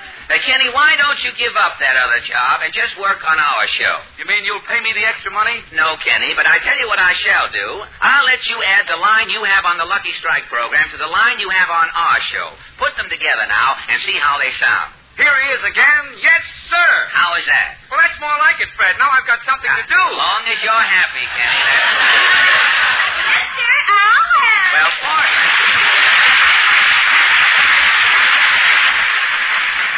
Well, Portland, pull up an old rejoinder and sit down. What's new? Mama says President Truman has taken over all the coal mines. Does your mother need coal? Yes. Mama's calling up the White House tomorrow and ordering 2 tons. Oh, that's fine. Do away with the middleman. Go right to the top. Well, if she needs any wood, the president could sit down at the piano and give her a couple of chords, I imagine. Not good.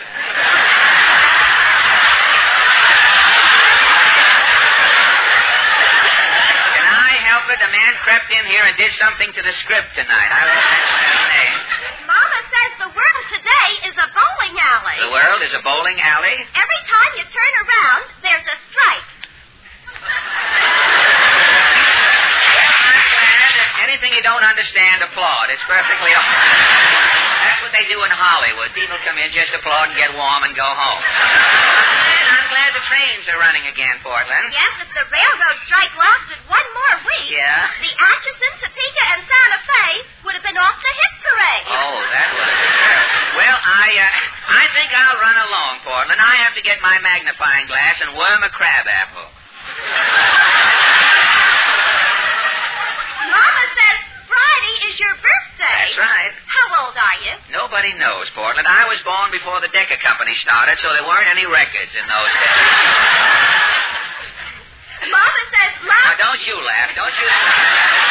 You're going to establish a precedent in here. I want to know about it. Mama says last year when the candles on your birthday cake melted down, Yeah? there was enough grease to wax the floor at Roseland. Oh, I'm not that old, Portland. Mama says if you were a piece of furniture, you'd be an antique. Yeah. If I was an antique in radio, I'd be Duncan's other fight.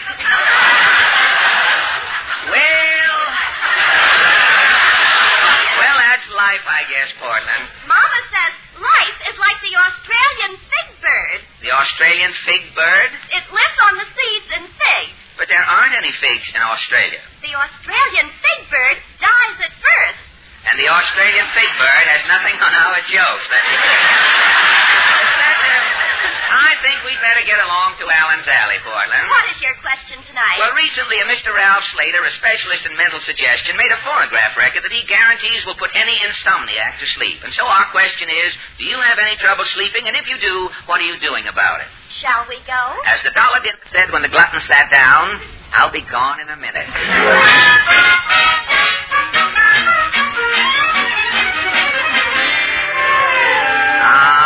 It's so good to get back to Allen's Alley, Portland. It's as quiet as an eel coiling in a bucket of whipped cream. Say, I wonder if the senator is in. Let's knock. Somebody knock. Yes, Claghorn's the name, Senator Claghorn. Well, look, I know. Something tells me you don't remember me, son. Look, I remember I'm you. from the South. The bone and possum paradise. Now, look, The Senator. only plant life I have around my house is a Virginia creeper. Now, wait a minute. Every time I get chicken pox, they're Southern frying. Senator. Remember me now, son? No. Don't say no in my presence. Why not? You know, that's North abbreviated.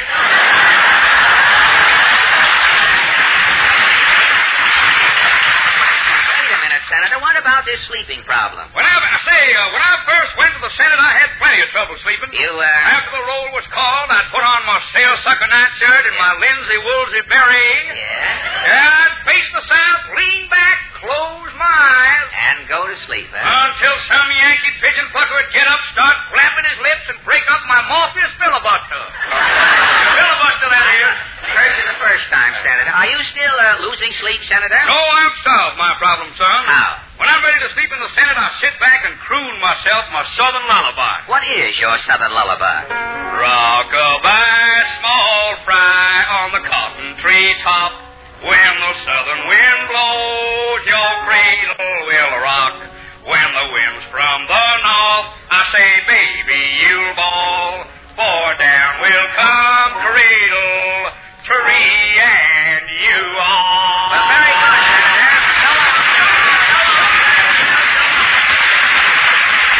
Well, the senator stopped just in time. I was dozing off myself. Now, I wonder how Titus Moody is doing.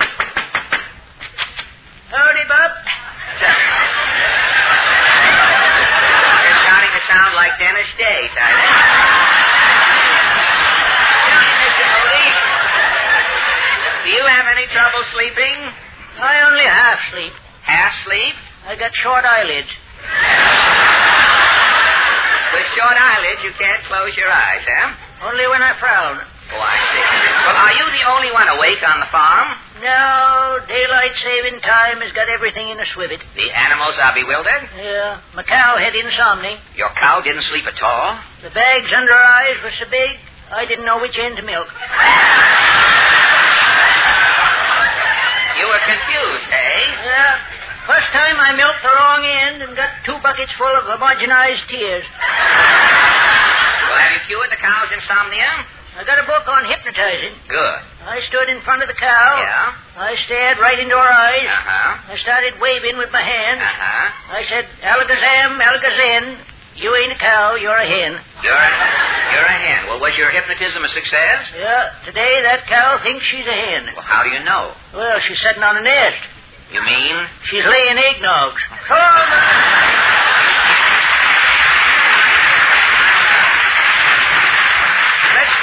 Let's try this next door here. No? Oh, Mrs. Nussbaum. You're expecting maybe Hoagie Carbuncle. Tell me, Mrs. Ann, do you have trouble sleeping? Who could sleep? Every night with his dreaming, my husband Pierre is waking me up. He dreams, huh? Always his different things. Dreams his different things? How do you mean? One night Pierre is dreaming he is the lone stranger. Yeah? All night long he is yelling, Hi-ho, Silver! Hi-ho, Silver, huh? Upstairs is living on Mr. Silver. Yeah? All night he is yelling back, Hi-ho, Nussbaum!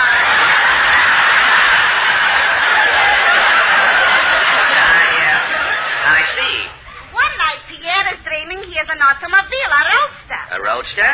In his pajamas, Pierre is sleeping with the top down. Oh. Fine. Once he is dreaming he is an Alka-Seltzer. An Alka-Seltzer? All night Pierre is fizzing. Well, no wonder. No wonder you can't sleep. Last night he should drop dead. What happened? He is dreaming he is a tea kettle. A tea kettle, huh? All night long Pierre is whistling. Whistling? In the morning when he is waking, Yeah? in bed with Pierre is 20 dogs.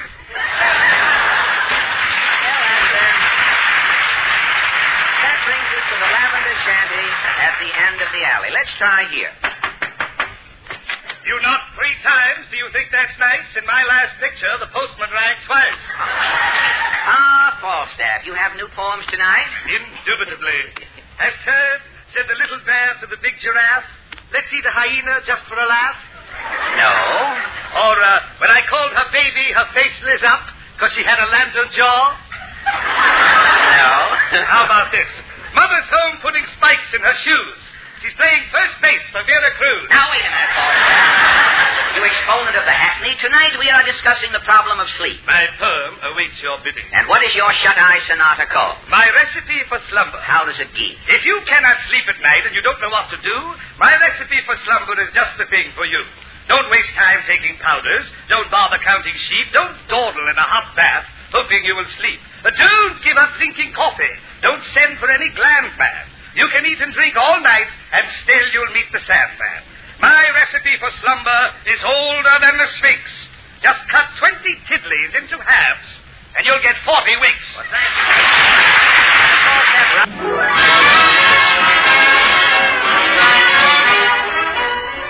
That was just a short order of Who Do You Love, I Hope, played by Maestro Al Goodman and his 40 men who... This is Studio 16, Hey, wait a minute, folks. wait a minute. This last booth is the control room. Say, just a minute. That little man with the mildew on him is the vice president. Say, wait a minute. What is this? This is a Radio City 60-cent tour. Okay, folks, let's get going. Hey, wait a minute. I got a stowaway here. A stowaway in a tour? Only 15 people paid. Now I got 16. Who would be low enough to sneak into a tour to save 60 cents? There's the guy. Hey, you. Who, me? Jack Benny.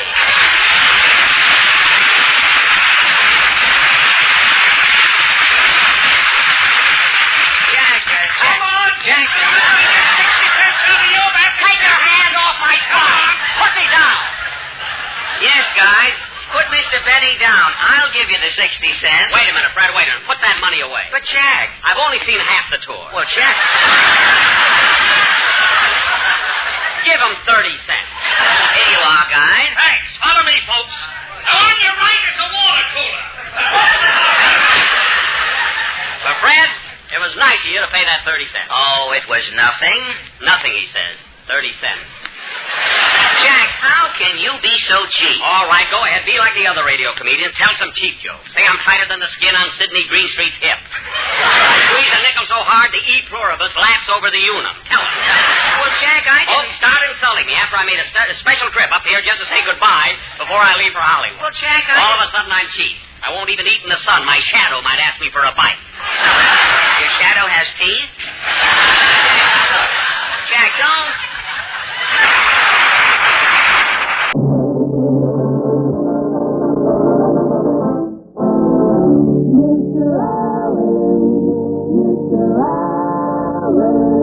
I say that Yankee pigeon plucker will be here in a minute, Kitty.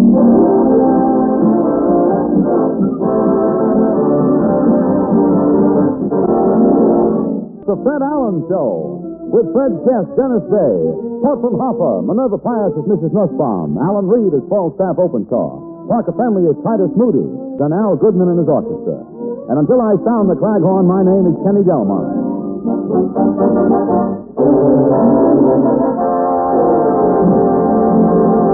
On June 12th, ladies and gentlemen, the city of Brooklyn celebrates its 300th anniversary.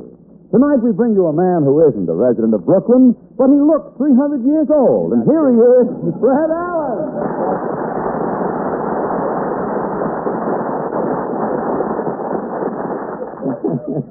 Thank you, and good evening, ladies and gentlemen. And Kenny, I happen to hear you mention Brooklyn's anniversary. Yes, Fred, next Wednesday, Brooklyn will be 300 years old. Gosh, how time flies, eh, boy? Yeah. Imagine what...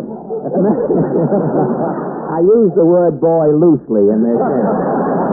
Imagine what Brooklyn was like 300 years ago. Why, the tree that grew in Brooklyn was only an acorn then. The Brooklyn Navy Yard was just an admiral with a porthole standing beside a puddle. Them bums were just juvenile delinquents. Why, 300 years ago, Kenny, the Audubon Society in Brooklyn only had one bird. Well, what could Brooklyn do with one bird? Give it to the Giants every time they showed up.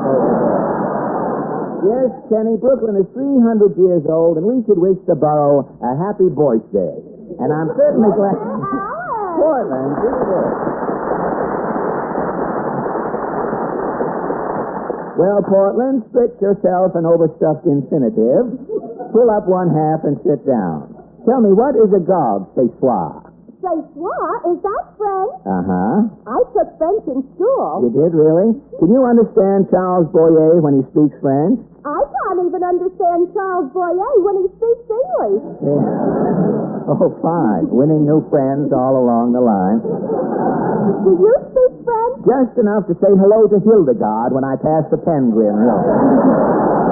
Tell me, Boyman, what's new tonight? Mama said your program was cut off again last Sunday. Yes, that's right. You know, if I was a snake the way they've been cutting my end off every week, I would be a worm by now.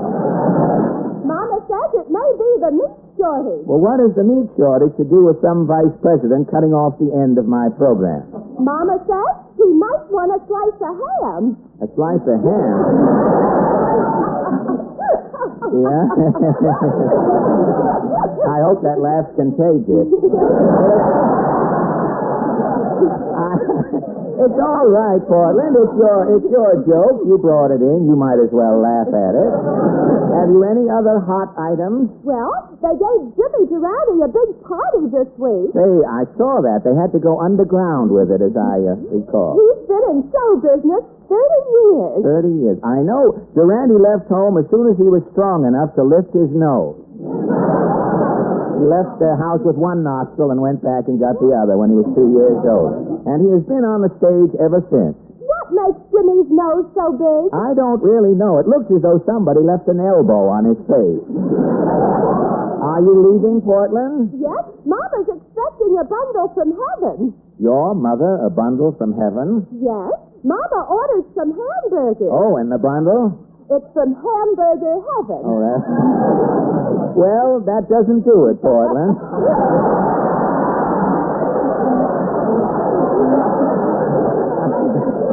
I just put that hamburger in so he'd have a little meat in the strips. It doesn't help. But speaking of hamburgers, the only folks who know their onions today are down in Allen's Alley. What is your question tonight? Well, this week a concert conductor told an audience here in New York City that listening to jazz or swing music is healthy for the growing child. And so our question tonight is, what type of music, classical or swing, do you think is better for children?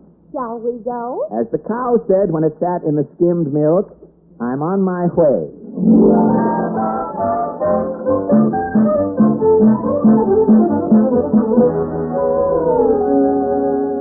Gosh, it's swell to get back to Allen's Alley, Portland.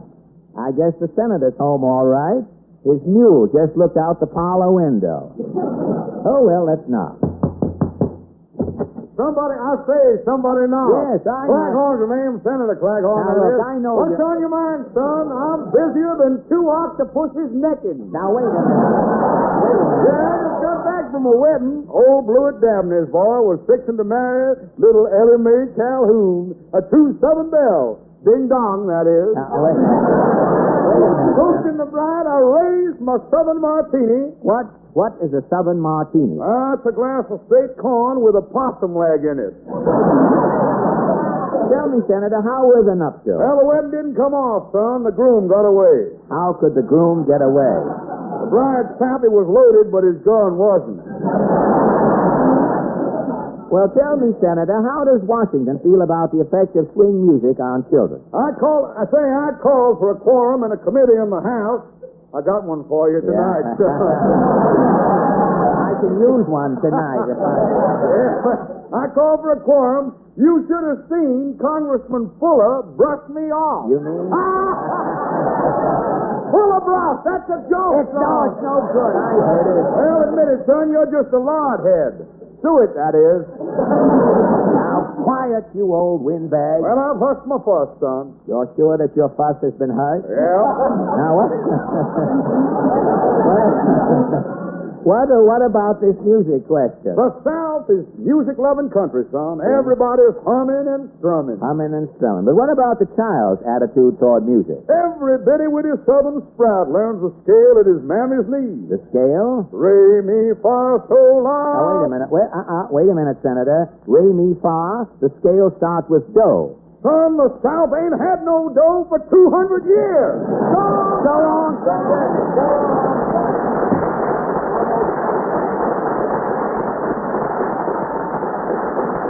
Well, I wonder how the senator sings shortening bread with no dough. Oh, well, let's try this next door. Howdy, bud.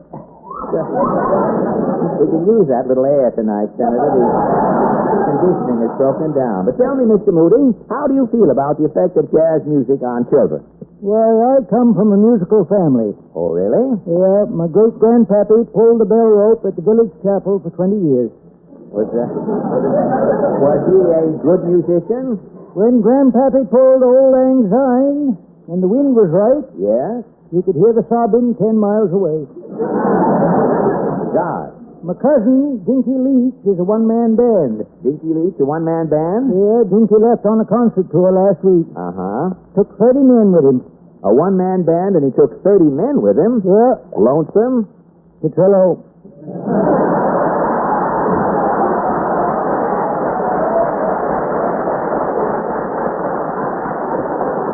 Well, are you, Mr. Moody, tell me, are you musical?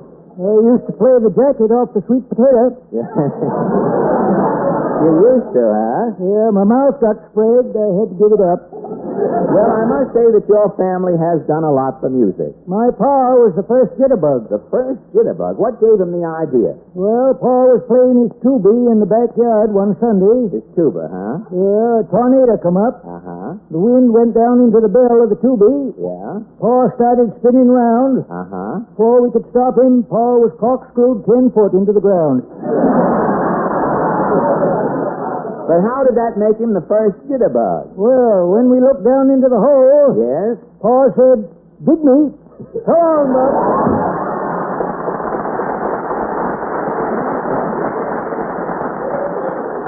Well, that may be how low-down music got its start.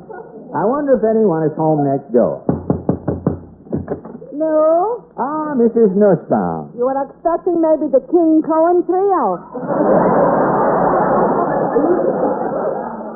Tell me, Mrs. N, do you think swing music harms children? Confidentially, I'm saying, and you could quote me. Uh-huh. For kiddies, swing music is bad. It's bad for kiddies? Why do you say that? Upstairs is living 16 years old, a boy, Hoagie Pincus. Hoagie Pincus? He is calling himself a slapjack. You mean Hoagie wears a zoot suit? By the ankles is tied the pants. I see.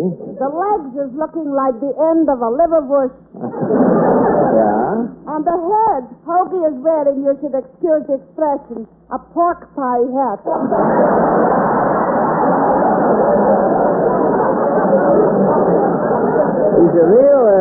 He's a real jitterbug, eh? All day long on the radio, Hoagie is listening to bands. Swing bands? By Mira's Rave, it's Sammy Kaye. Ben Sabissel, it's Noble Thistle. Swing a Schmo with Ron Monroe. Well, does Hoagie listen to any singers? Oh, yes. On record, he is playing Terry Bromo, Andy Yossel, and Xavier Kugel. Xavier Kugel. Well, look, Mrs. Nussbaum, haven't you personally ever tried listening to swing music? Only once. On the radio, I'm tuning in Frankie Sinatra. Well, didn't Frankie send you? Frankie is sending me. Yes? But I'm too old to go.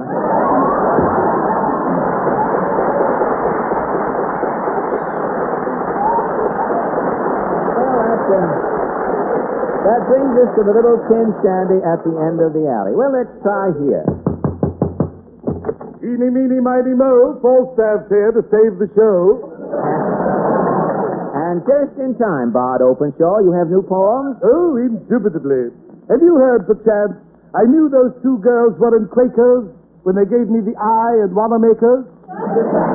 No. Or, the baggage man said I must be drunk when the elephant came in to check his trunk. No. How about this? They called the electrician, he worked all night, but he couldn't fix Mother. She was out like a light. Now, wait a minute. Falstaff, I know you have a musical poem tonight. What is it called? I hate all music entre nous. I hate all music entre nous. How does it go? I hate all music entre nous. Symphony, boogie woogie too. For all I know, Bach is a beer. Schubert owns theaters. Gimps appear. Madame Butterfly could have flown. Irving Berlin is an occupied zone.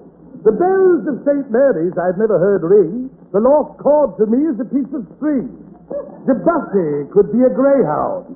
Sullivan a Gilbert. Smetana a sour cream. The Nutcracker Suite of Filbert. I should like music entre nous. My life is a paradox rare. As a baby, I wore a triangle. But today, I am a square.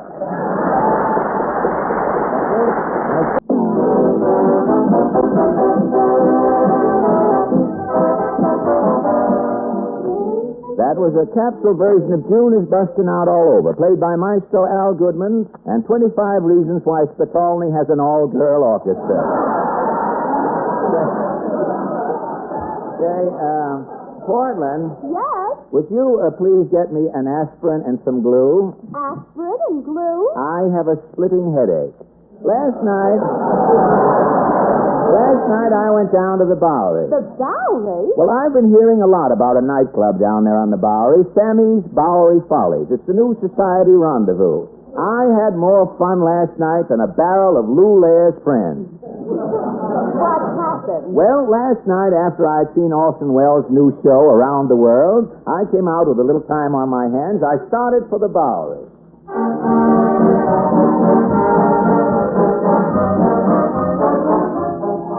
When I got out of the subway, I saw Sammy's Bowery Follies was just across the street. Well, I walked over and opened the door.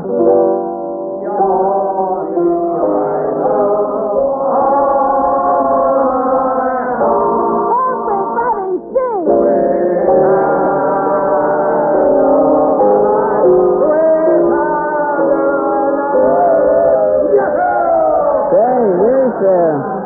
This place looks like the Stork Club with no legs. Say, hostess, What's eating you, chum? could you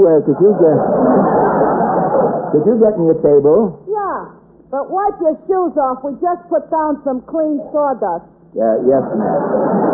Here's your table. Thank And you. remember, this little cuspidor is for ladies. Uh-huh. The big gaboon is for gentlemen. Oh, thank you. Thank you very much. Now get your waiter. Hey, you.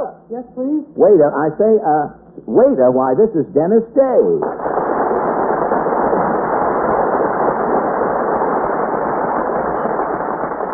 Dennis, what are you doing here? Please, Mr. Allen, I'm not allowed to mingle with the customers.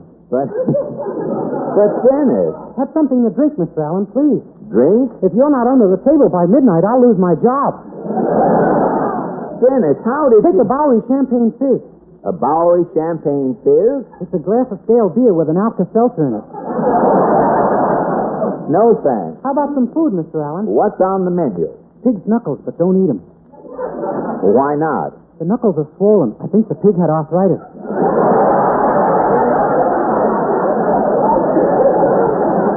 Now, quit stalling, Dennis Day. What are you doing down here on the Bowery? I'm working. When Jack Benny's show went off the air, why didn't you go back to California with him? Mr. Benny didn't ask me. You mean that Benny, that super swine, just disappeared? Left you stranded? Well, Mr. Benny said New York in summer was just like California. Why spend money to go back? Benny told you that New York was like California? I spent a week in the Bronx looking for palm trees. God. I didn't even pick up a date. Oh, you poor kid. You know, Mr. Benny said if I get homesick for an orange, Yes? there was one in New Jersey. Orange, New Jersey. Well, that Benny came out of Tangerine. But that Benny is tighter than Sidney Greenstreet in a canoe. He promised to send for me. But why should he leave you on the Bowery, Dennis, with no friends? Well, Mr. Benny said I'd find friends here. The other waiters. There's one. Hi, Frank. Hi, Dennis. Hello, Kenny. Hello, Dennis. Swell fellas. They've been here a long time. Dennis, who are those waiters? Frank Parker and Kenny Baker.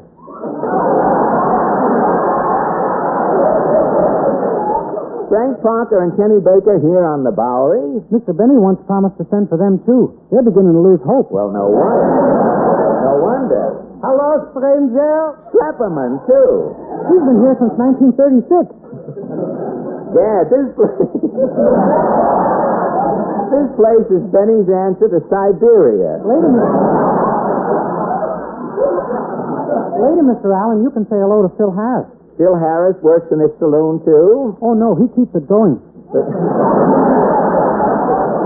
But, Dennis, how do you live? Oh, I'm a singing waiter. They pay me in food. Oh, you eat in here? Oh, no, I don't eat. You don't eat? No, Mr. Benny said it's not healthy to eat during the summer.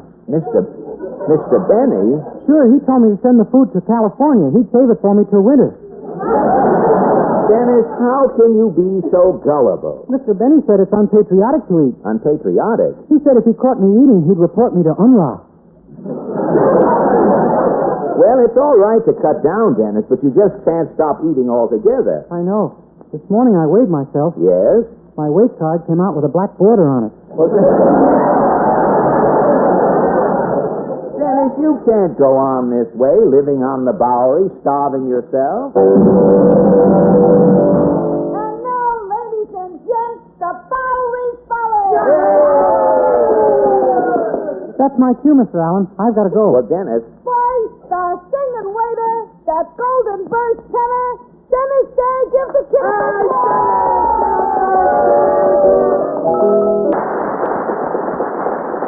Dennis, get your hat and coat. You're coming with me. Please, Mr. Allen, lead me to my fate. This is where I belong, with the Flotsam and Jetsam. Dennis, your place is in radio. Radio? That's for people with talent. I'm a nothing. A nothing, he says. Radio is for great artists, like the Mad Russian. The Mad Russian? How do you do? Russian! Camphor, you are looking at a man who has just written a book. Russian, how can you write a book? You don't even know the alphabet. I don't know the alphabet. Camphor, please. All right. What is the alphabet? Silly boy. Stop stalling, Russian. Recite the alphabet. All right. A, B, C. Go on. There's more. Dennis, that was great. I'll get you with some big radio comedian. Why, I'll introduce you to Bob Hope. But Bob Hope's got a big star in his program. A big star? Sure, you know, the phone rings. Yes? Hello, Hope. This is Colonna, Hope. Professor Colonna, where are you? I'm down at Duffy's Tavern, Hope. Hey, bartender, give me a shot.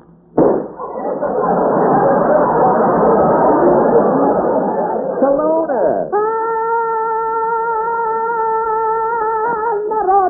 Commandale.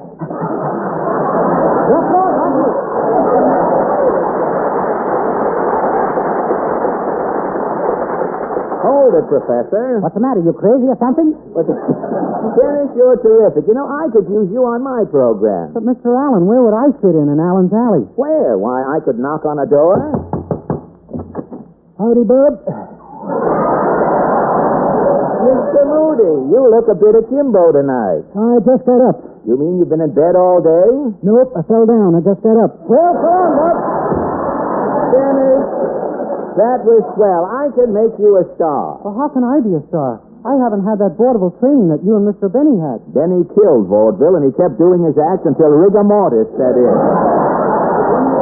With the scraping Benny did on that fiddle, he could have taken the gum off of every theater seat in the country. Well, I could never be as good as those great stars like Victor Moore, Jim and Marion Harkin, W.C. Fields. W.C. Fields. Ah, yes, life is strange. 40 years ago, I happened to stumble on a case of bourbon, and I've been stumbling ever since. But listen to me, my little chickadee. I'm a teetotaler now. I never indulge in strong liquor or intoxicants. I only drink buttermilk, just buttermilk, 90 proof. Dennis, I'm taking you out of here. I'll get you a radio show of your own. Gosh. Say, Shorty, we picked up the dough that was strung to you during your song. It's in this hat. Thank you. Well, let's go, Mr. Now, Allen. wait a minute, Dennis.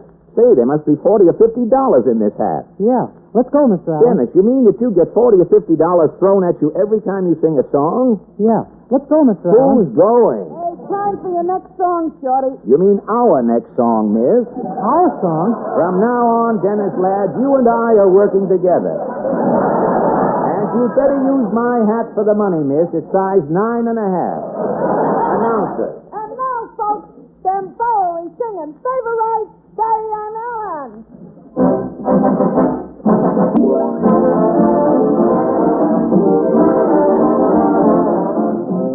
And now, before we stack up the Tenderleaf tea and put the bluebonnet margarine back in the icebox for the evening, I want to thank Dennis Day for joining us tonight. And don't forget, ladies and gentlemen, next Sunday night, the Fred Allen Show brings you comedy, drama. Please, you can't take my diamond. I'm sorry, lady. Hearts is trumps. And our guest will be Rochester, star of the Phil Harris program. Thank you, Dennis. Thank you. Good night. Good night. Thank you. Good night.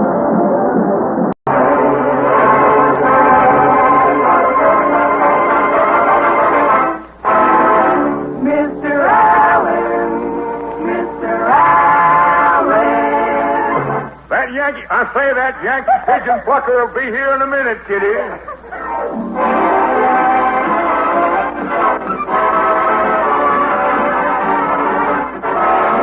The Fred Allen Show, with Fred's guest, Oscar Levant, Portland Hopper, Minerva Pius as Mrs. Nussbaum, Alan Reed as Falstaff Openshaw, Parker Fenley as Titus Moody, and Al Goodman and his orchestra. And until I start shooting the claghorn, my name is Kenny Delmar.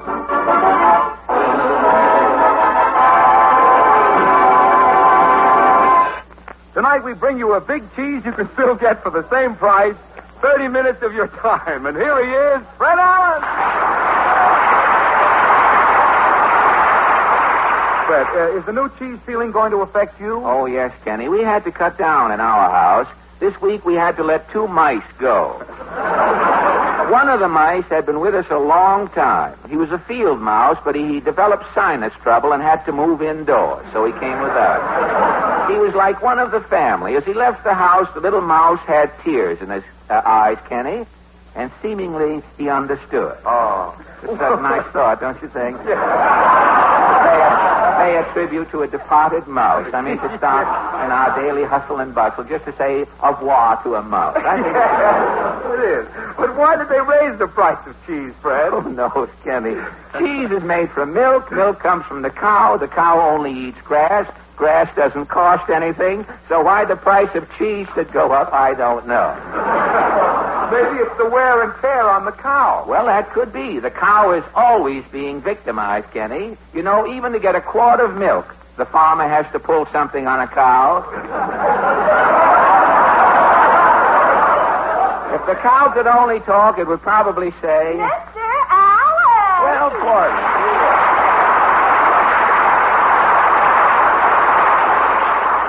Well, Portland, pull up an old bent kilowatt and sit down. What is the scuttlebutt this evening? Mama read that you're going on information, please. Mama says with you, it may be the last information, please, of all time. Oh, yeah? Yeah? Well, you can tell your mother that I have been on information, please, before. Mama says the last time they had to give away so many sets of encyclopedias that there isn't a moron left in the country.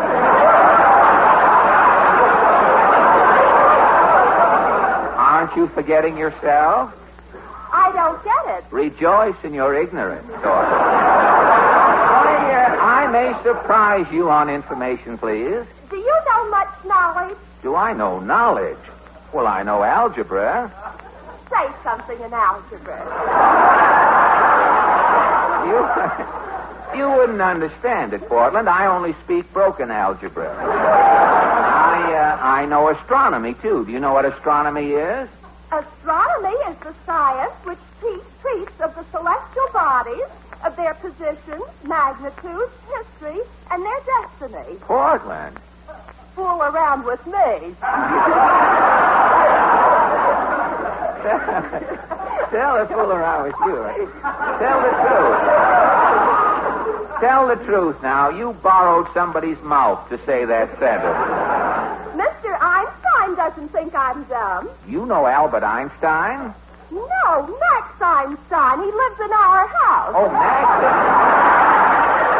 You'll end up like the radish that wasn't eaten. The radish that wasn't eaten? You'll be seen, but not heard. You called in your own writer for that line. But speaking of radishes, that would be a good place to put that mouse line that didn't get anything along. The mouse could eat the radish and we'd hear something. Now, speaking of radishes, I think, Portland, it's time we joined that old bunch down in Allen's Alley. What is your question tonight? Well, this week the New York Telephone Company celebrated its 50th anniversary. And so our question is, now that it has been with us for 50 years, what is your reaction to the telephone? Shall we go? As Mrs. Cassidy said to Mr. Cassidy when someone asked him to buy another bond, let's hop along.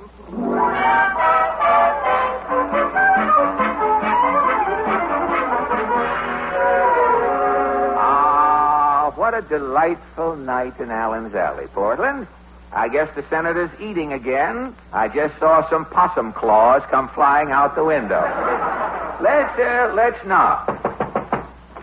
Somebody banged my door. Yes, You know my name, son. I'm Hoosiers. Senator Hoosiers, that is. Waghorn. Yeah, Waghorn's my name. I was just putting you to the test. Senator, you're in rare form tonight. I'm rip-roaring, son. I'm on the razzle-dazzle. I'm jollified. You're jollified, eh? Yeah, Well, what happened? I saw a ball game today. Doubleheader, hey? I saw the Yankees beaten. Wahoo! Now, wait a minute. How could the Yankees lose? The umpire was from the South. How do you know? Well, after the umpire called 3 bowls on the batter. After 3 bowls? He called a weevil. You must have had a great day. Who did them pigeon-plucking Yankees to a fare thee rootin' tootin' well? You mean you... Yeah, I gave old Bill Dickey the bird. You, Dickey Bird, that's a joke. I know it's a joke. I'll keep lobbing them up to you. Well, now, look. You keep bobbling Now, them. let me tell you... Admit it, son, you're just a jughead. Pop, that is. Now, wait a minute. Don't go too far, Senator. Now, wait a minute. What about this 50th anniversary of the telephone? Telephone was invented by a Southerner, Alexander Graham Bell. Alexander Graham Bell was a Southerner? Graham is a cracker. Georgia, that is. Tell me, Sam, how does the telephone work in the South? Southern service is the best in the country. You mean? For 50 years, there's only one call in the South that hasn't been answered. What call?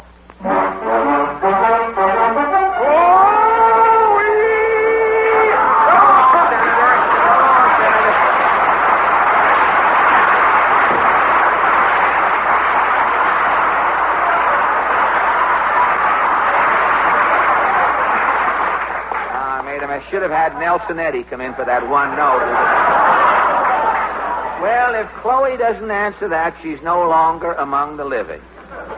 Oh, well, let's see if Mr. Moody is still up. Howdy, Bud. Your arm is in a sling, Mr. Moody. Yeah, I got my hand caught in the milking machine. It must hurt. No, it don't hurt none. But my fingers is 14 inches long.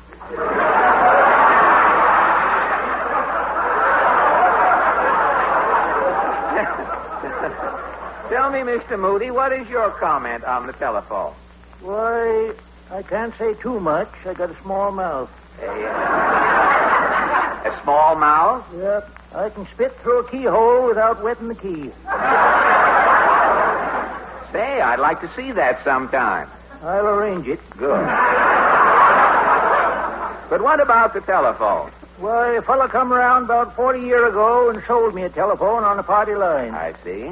Put a big bell under my bed. A bell, hey? All night that confounded bell was ringing. Uh-huh. The bell would wake up my dog. He'd start barking. Yeah? Barking would wake up the hens. They'd start clucking. Mm-hmm. Clucking would wake up the cows. They'd start mooing. Yeah? Mooing would wake up my wife. She'd start yapping. Yeah, that must have been terrible. Yeah, with the ringing, the barking, the clucking, the mooing, and the yapping, it was bedlam. Well, say, you must have been a nervous wreck.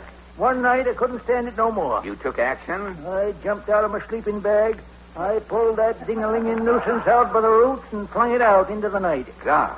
That was 40 years ago. And you haven't had a phone since? No. Last week, a fella come round trying to hoodwink me into putting in another telephone. I see. He opened his toolkit and took out a big bell. Yeah? I flew into a swivet. You told him off, eh? Yeah, I said, get the bell out of here. So long.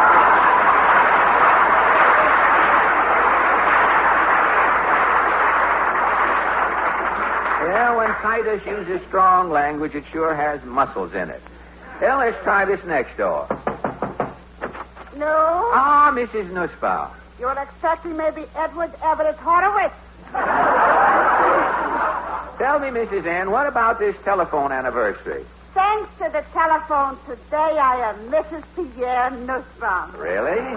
When I am a young girl, footloose and fancy, Yeah. my maiden name is Pom Pom Schwartz. Pom Pom Schwartz. Also, I'm having one sister, Caress. Caress Schwartz? Yes. She is marrying Skippy Mandelbaum. Skippy, huh? Skippy is doing very well. A pickle salesman. specializing in odd lots by appointment. Your sister married, but you couldn't get a boyfriend, huh? No, I am washing my dainties in locks. Also, I'm brushing with Tufted in the teeth. That didn't help? I am still poor Miriam. Oh. What about the telephone? One Halloween night, Yeah? I'm sitting home alone, bobbing in sour cream for red beets. Yes? The phone is ringing. Uh-huh. I'm saying hello. Hello? A voice is saying, Cookie, will you marry me? And you? I am saying positively. And the next day I am a bride and yoinks away to Niagara Falls. And that is why you say... Thanks to the telephone company, today I am Mrs. Pierre Nussbaum. But why be so grateful to the telephone company? Well, the night Pierre is calling and proposing, Yeah? they're giving him a wrong number. Oh.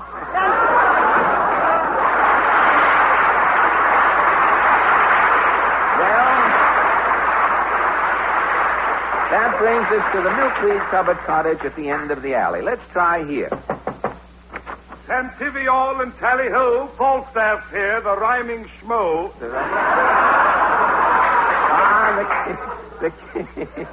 The king of the jingle. Have you fresh poems tonight? Oh, indubitably. Hester said the little fox, I feel quite gay since I found I'm related to old I.J. No. Or the bartender shouted, hooray, look here. I've got a pen that writes under beer.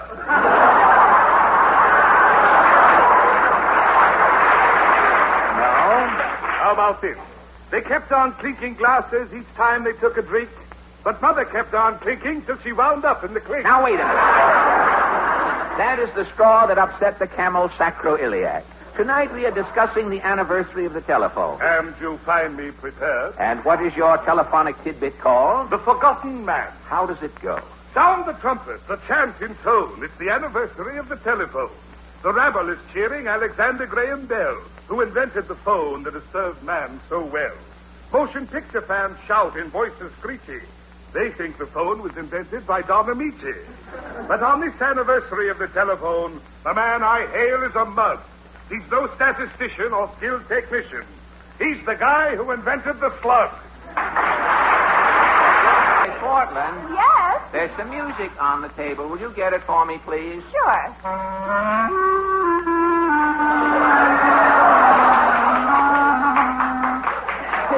Thank you, music lovers. Thank you. Is that a clarinet you're playing? What does it look like? A plunger handle? You're getting a little swing band together. Do the good humor people know about your band? Well, my 5-year contract with the good humor people expired last summer. They were awfully nice. They let me keep the chimes and 2 quarts of pistachio. But where can you get musicians? Well, I put an ad in Downbeat, that music magazine. The minute my ad appeared, things started to pop. What happened? Well, yesterday, Portland, my agent, Solid Silverman, called me. I started over to Solid's office.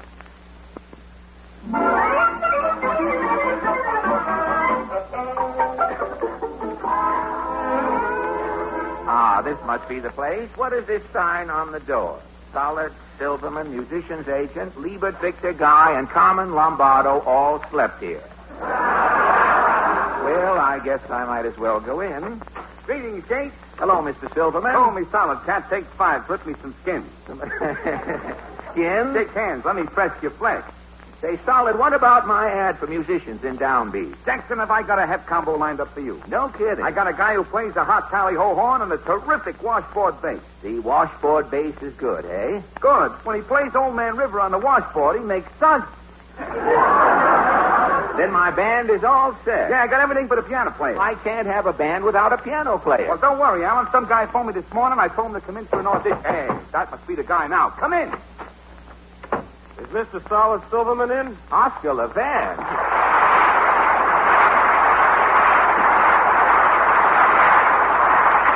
Oscar Levant, what are you doing here? I saw an ad for a piano player in Downbeat. Oscar, you read Downbeat? It wasn't my copy. I read it over Toscanini's shoulder.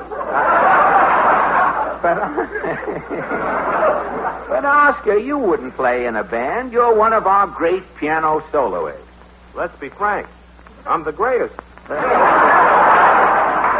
Oscar, how can you take a job with a band? You're playing summer concerts at Lewiston Stadium and Robin Hood Dell. Playing outdoor concerts has made me a wreck. Why?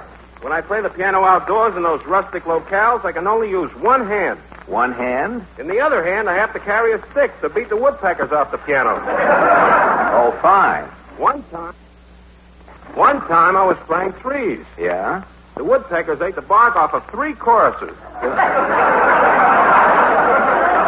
Gosh. Last week, I had to stop in the middle of my concert in Central Park. What happened? I was disturbing the sailors and their girlfriends. Well, I've heard a few of those outdoor concerts, Oscar, and I thought they were wonderful. I haven't heard a good concert since the last one I played. But, I haven't read a good book since the last one I wrote. But I haven't heard a good joke since the last one I told. Have you seen a good picture? Not lately. I'm waiting for my next picture to come out. Oscar, how long have you had this inferiority complex?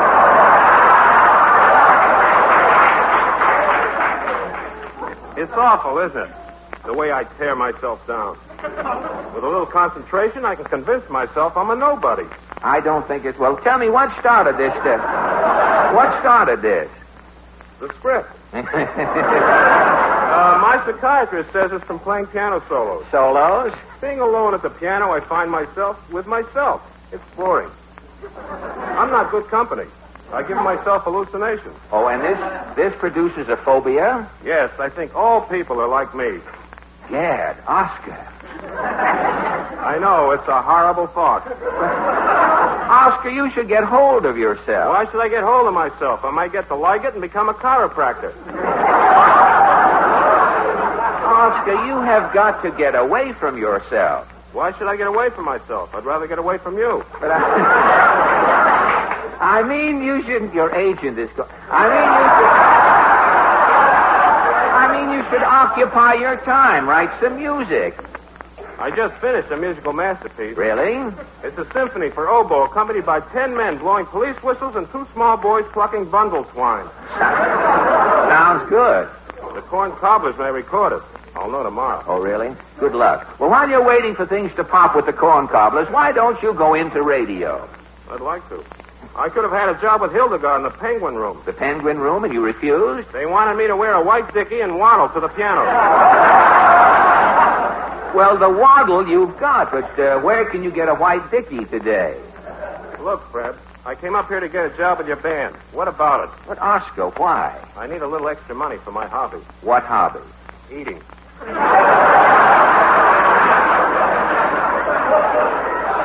Eating is your hobby? I'm a pig. Do me something.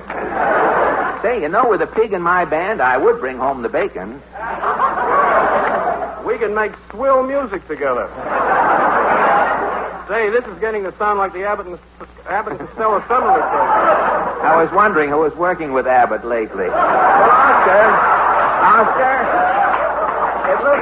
Oscar, it looks as though my band is ready to go. All we need now is a job. Hey, Caps, you're all set. No kidding, Solid. I got 2 offers for your band. One is from the Palace Ballroom at Old Orchard Beach, Maine. The Palace Ballroom at Old Orchard Beach? Yeah, 3 rooms and all the clams and coleslaw you can eat. Well, what's the other offer? I got a hotel owner outside. Mr. Romanoff. Dobrov, tovarищ. Nepostrovsky воскресенье. Where is the Palace? Mr. Romanoff, meet Allen and Levant. This is Palace. Oi.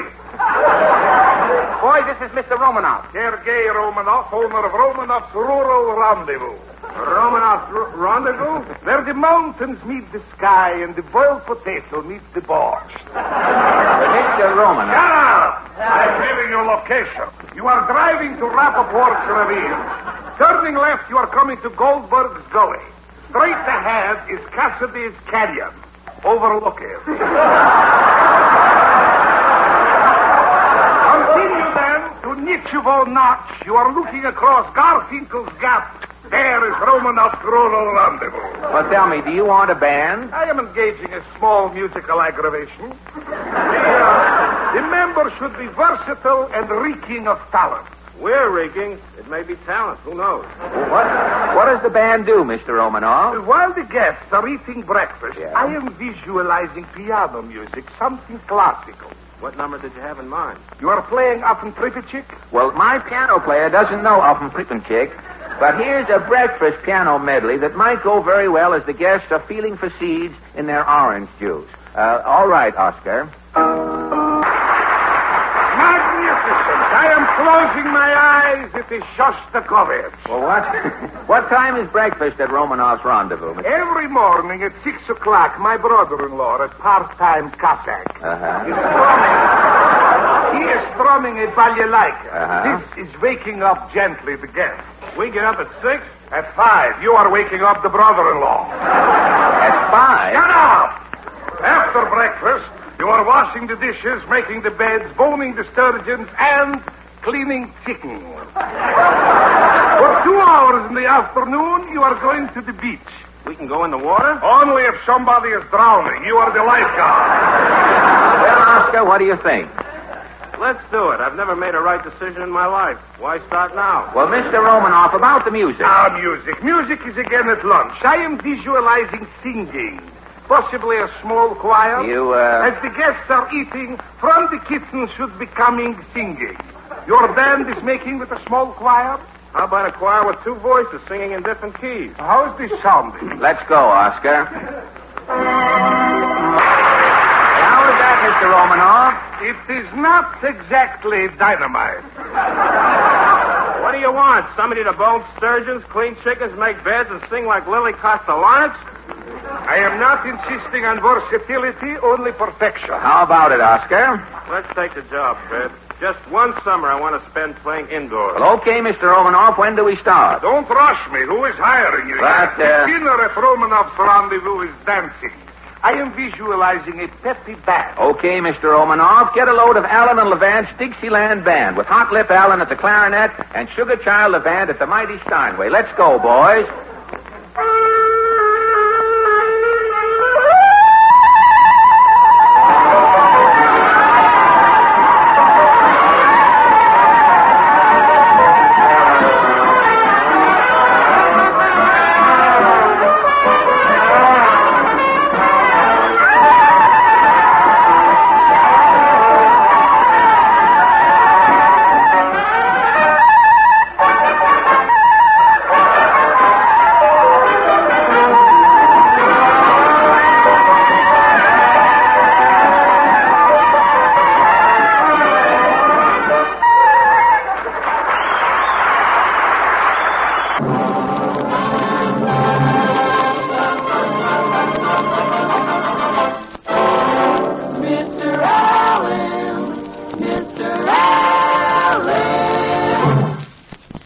Anna and the King of Siam, kiddies. The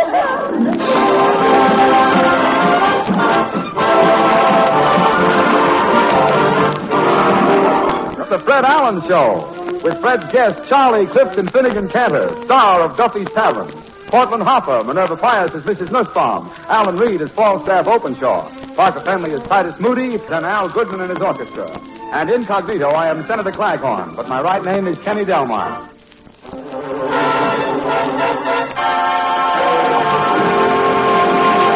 Last week, ladies and gentlemen, the Department of Commerce reported that the average American eats 20 pounds of candy a year. Tonight we bring you a man who is so fond of candy he carries a bag under each eye. And here he is, Fred Allen.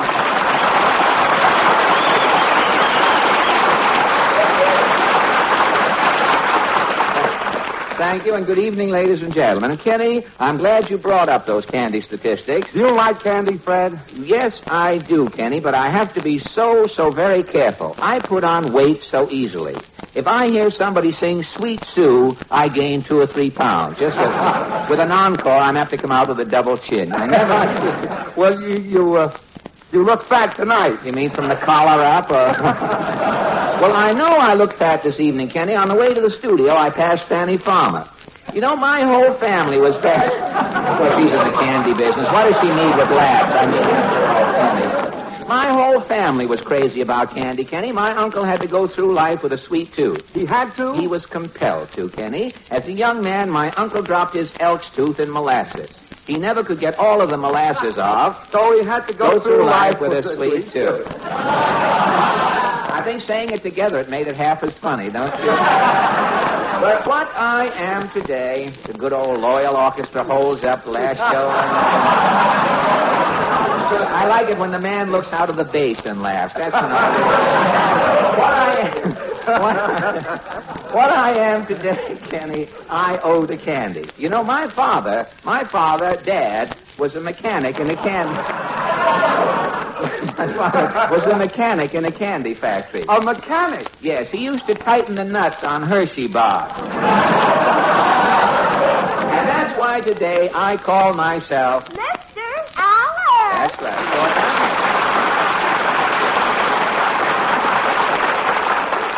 Well, Portland, pull up an old out-of-shape malaprop and sit down. Tell me, what's new? Well, Mama's been out all week trying to find some meat. Say, that's the great American pastime today, isn't it? Tell me, hasn't your mother's butcher any meat at all? When Mama went in today, the butcher was singing. The butcher was singing what? Coax me a little bit. He didn't have any meat. It's only number 91 on the hit parade, I guess. He didn't have any meat at all.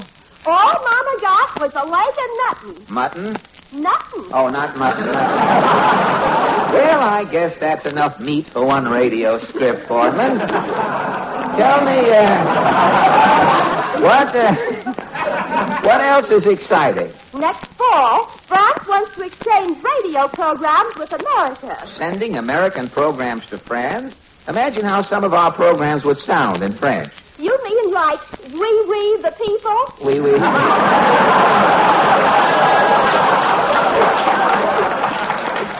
Yes, and that other one, ne pas placer les bananes dans la glacière. No. What is that? I did it with one nostril. That is speaking French the hard way. What is skip that. We went by that joke. It used to be never put bananas in the refrigerator. But it loses something in the translation. What is it? How would Abbott and Costello sound in French? Twice as loud as they do in English. Before they start translating our program, Portland, I'm taking French leave for Allen's Alley. What is your question tonight? Well, recent figures show that attendance has been gradually falling off at some of the racetracks. And so our question is, how do you account for the fact that fewer people today have been going to the racetracks? Shall we go? As the bowling ball said when it left the man's hand, I think I'll start up the alley.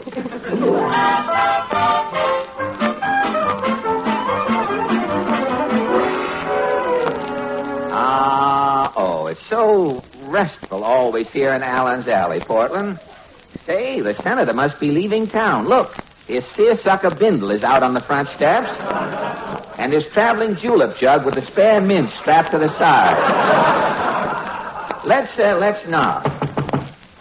Somebody knock. Yes, You know the name, son. Flaghorn. Flaghorn is right. I'm from so far south. Yes? When I was born, the stalk couldn't stand the heat.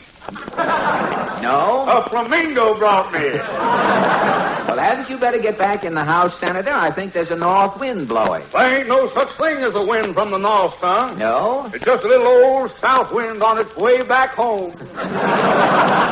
Well, I see your julep jug is loaded for travel, Senator. Yeah, I'm leaving for the south. I got to start campaigning. Oh, really? You think you'll win the next election? I'll carry every city, town, and swamp in the south. I'll have my torchlight parade. 2,000 barefoot constituents carrying flaming corn cobs. Flaming corn cobs. Do you have a slogan, Senator? My slogan is, pass the possum pappy. Put that with the biscuits, you can make sandwiches. Well, very good, I'll say. My campaign song is a super dilly. Say, what is your campaign song? Vote for Flaghorn, Pride of Texas. Go to the polls and mark your X's. A vote for Flaghorn, to vote for the South. I'll ruin them Yankees. I'll shut my mouth. Well, now that you're practically back in office, Senator, what about the falling attendance at the racetrack? The South is the racingest country in the world. Really? We have steeplechase races. Steeplechase races? Yeah, you ought to see them jockeys climbing over the tops of them churches. Yeah, we have hillbilly races. Hillbilly races? 20 hillbillies chasing an electric woman. Woman, that is. You think your southern races outdo ours up north? Son, there's one race you Yankees will never be in. What race is that, Senator? The human race. So long, Senator. So long, Senator. Don't forget the free soil party. I'll keep it in mind.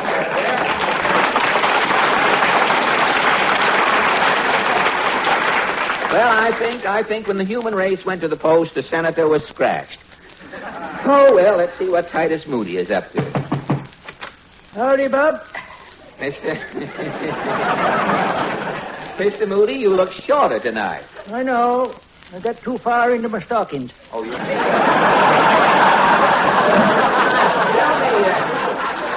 Tell me, Mr. Moody, what about this racetrack problem? Oh, I'm again horses. Well, why? On account of a horse, all I got left on one hand is a thumb. What happened? Well, I bought a new mare this spring. Uh-huh. One day I put my hand in her mouth to see how many teeth the horse had. Yeah? The horse closed her mouth to see how many fingers I had. Have you ever been to a racetrack? Only once. I was cured. You had an unfortunate experience? Yep. In the first race, I picked a horse, Aunt Jenny. Aunt Jenny, huh? A tout grabs me by the galluses. Yeah. Yeah? He says, lay off Aunt Jenny, play Uncle Max. And you, I played Uncle Max. Aunt Jenny won and paid $300. Oh. In the second race, I'm betting on Wet Biscuit. Wet Biscuit, huh? Yeah. This same tout, he grabs me by the galluses and he says, Wet Biscuit's got athlete's foot. He says, play Cornish Hug. And? I played Cornish Hug. Wet Biscuit won, paid $200. You were rooked again. Yep. Every race, this tout would grab my galluses. He'd tout me off and I'd lose. God. Well, after the last race, I was down to 60 cents. Uh-huh. Just enough to get home. Well, where were you living? At Rockville Center. I see. New York. I started over to buy my railroad ticket. Yeah? This tout fella grabs me by the galluses again. Uh-huh. I told him I was only buying a ticket to Rockville Center. Now, don't tell me he touted you off of Rockville Center. Yeah, I ended up in New Rochelle. So long, bud.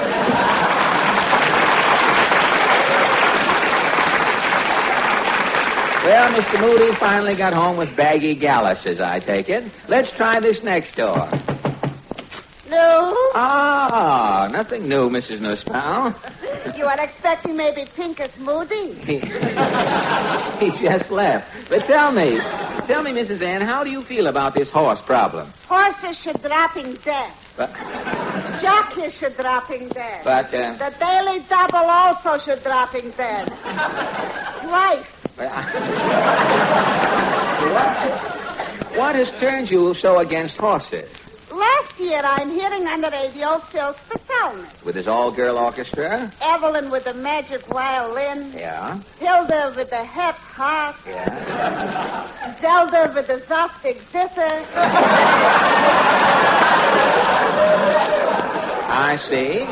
So to myself, I'm saying, with a Steinway, I could be Pansy with the twinkling fingers. Well, did you have a piano? Well, no. To buying a piano, every day I'm hiding $2 in the sugar bowl. Uh-huh.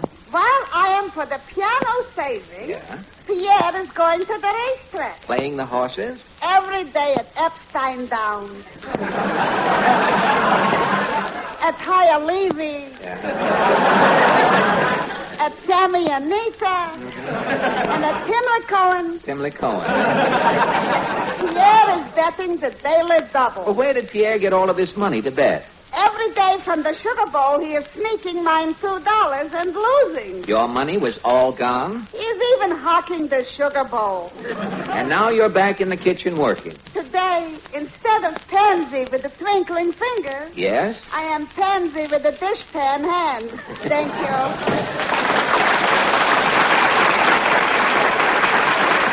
And that brings us to the little lean-to at the end of the alley. Greetings all. I quote verbatim. Falstaff's here to drop his atom. Tinker Openshaw, you come bearing poems of cork? Yea, 3 bags full. Have you heard the lowest form of life is the little amoeba? It can't even sing Hey Baba Reba.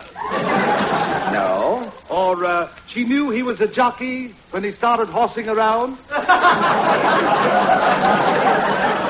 No. Mother's new diet doesn't cost her a quarter. She's doing 30 days on just bread and water. Now, wait. Falstaff, you infidel, tonight we are concerned only with the racetrack situation. And my poem is ready. What is your racetrack dirge called? If it wasn't for the horse. Sounds like an old elfadildo. If it wasn't for the horse, how does it go? If it wasn't for the horse, tradition would be changed, and the tales that made our idols would be somewhat rearranged. If it wasn't for the horse, instead of being equestrians, Paul Revere and Lady Godiva would be nothing but pedestrians. The rodeo would be unheard of. Roy Rogers just a square. And the famous Northwest Mounties would have their calluses elsewhere. If it wasn't for the horse, there would be no bets to lay, and Falstaff would be in the money and not a bum today.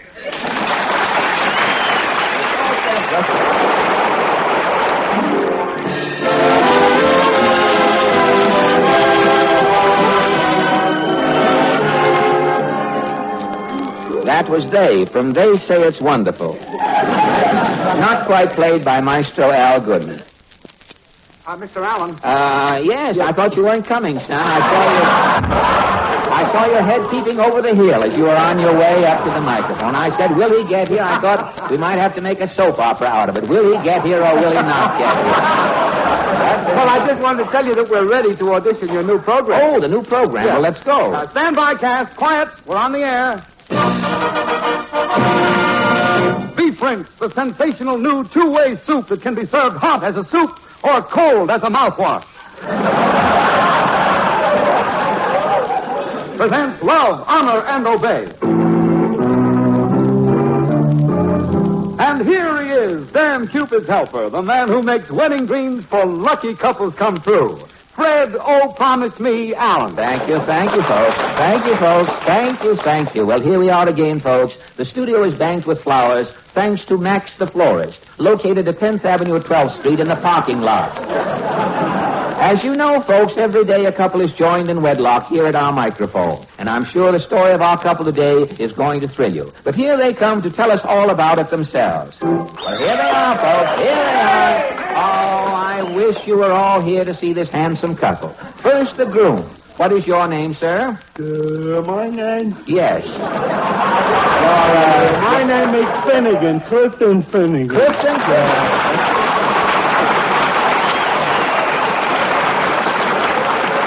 What is your occupation, Mr. Finnegan? I'm the beer retriever in Duffy's Tavern. The beer retriever? Every night when Archie rings out the bar rag, yes, I hold a can under it. And when the beer is all wrung out of the rag? I pour the beer back into the barrel. I see. With a small bunghole, it's harder than a junk. Do you like your work, Clifton? Well, it's messy, but it's terrific. I see. I gotta use me head a lot. No doubt. I got a big head. Well, so I see. Archie keeps saying to me, Clifton. Yes? If I could put a head like yours on a glass of beer, I'd make a fortune. There's more hair on the head with a glass of beer. Folks, all morning our special buyers have taken Mr. Finnegan and his bride around New York City, outfitting them for this occasion. Am I right, Mr. Finnegan? Oh, yeah. I'm black and blue from bumping against them push carts. And now, folks, a description of the groom's wedding outfit. This is a summer wedding, of course, and the groom is in white, a white sweatshirt with tails. The groom's feet are encased in white suede sneakers with bulldog toes and tied with genuine white bundle twine laces. And from Bloomingdale's boy shop, he wears the latest big buster white corduroy trousers with the built-in banjo seat. And now the blushing bride. What is your name, honey? Beulah Slinger. Beulah Slinger. And your occupation? I work in the automat. I'm a lettuce bender. A lettuce bender? Yeah, when they put a salad in a compartment, Sometimes the lettuce is too long. It sticks out. Oh, and you? I bend the lettuce back so they can close the door to compartment. It must be exacting work. Oh, yeah. Sometimes celery sticks out. I can't bend it. Well, what do you do? When nobody's looking, I gnaw off the celery and close the door fast. Oh, I see. Trickery. And now for a graphic description of the bride's trousseau. Our lovely bride is regal in a flouncing, double-breasted Mother Hubbard of stained cheesecloth with an organdy belt drooping in the back. Peeking through the cheesecloth, we see Milady is wearing lavender herringbone puttees. Carelessly over her left shoulder, she is wearing a bear claw, courtesy of I.J. Fox. Now, before we present our jumbo gift, the Igloo electric refrigerator, I would like to... Where's the refrigerator? Just a moment, Miss Slinger. And now for the love story that brought this happy couple together. I don't see no refrigerator. Later, Miss Slinger. Now, Clifton, Mr. Finnegan, would you tell us, please, about your courtship, how you and Beulah met? Well, I first seen Beulah about 10 years ago. Really? It was in Gimbel's basement. Oh, how romantic. Cupid was lurking in Gimbel's basement. Yeah, I was working there. Oh, really? I was a store detective. I was just prowling around one morning, and there she was. Beulah? Yeah, she was shoplifting. He cased me, didn't you, Clifton? Yeah. She was jamming merchandise into her umbrella. Yeah? Our eyes met over the garter belt counter. It was love at first sight. Well, she sees me badge and starts running. They're being coy. Being coy, eh? And you chased her through the store? Yeah, up and down the escalator. And he caught you, Miss Slinger? Yeah, he cornered me in men's underwear. What was your next move, Mr. Finnegan? I pinched her. She become docile. And that's how love blossomed? Oh, yeah. In the patrol, through the handcuffs, we was holding hands. That was 10 years ago, and it took you 10 long years before you asked Beulah to marry you? Yeah, she just got out this week. Well, congratulations. And that brings us to our wedding ceremony. Where's the refrigerator? After the ceremony, Miss Slinger. And now, folks, down a red rug furnished by the Azerbaijan Brothers Rug Company, our happy couple walks toward the bower where they will be united. There they go. They're walking hand in hand, folks. What a picture. The bride in her stained cheesecloth Mother Hubbard. The groom in his white corduroy trousers with the banjo seat. He's strumming as he walks along. And now they stop before the wedding bower. The justice of the peace speaks. By the authority vested in me by the city of New York, I, Fenton Boswick, Justice of the Peace, available at reasonable rates for weddings, births, burials, also notary public and oil burners repaired, stand before Clifton Finnegan and Beulah Slinger to join them in nuptial bliss.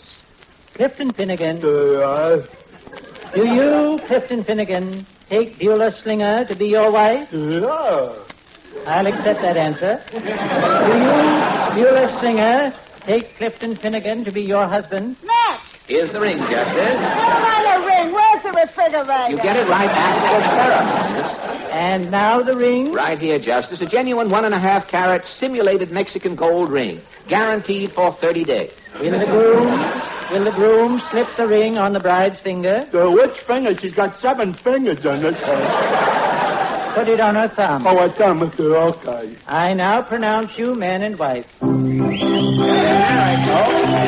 married, folks. And now, Mr. and Mrs. Finnegan, congratulations. Love, honor, and obey has another surprise for you. We've planned your honeymoon. Waiting for you outside is a truck furnished by the sanitation department that will whisk you to the city limits. There, 2 men will be waiting to walk with you to Niagara Falls.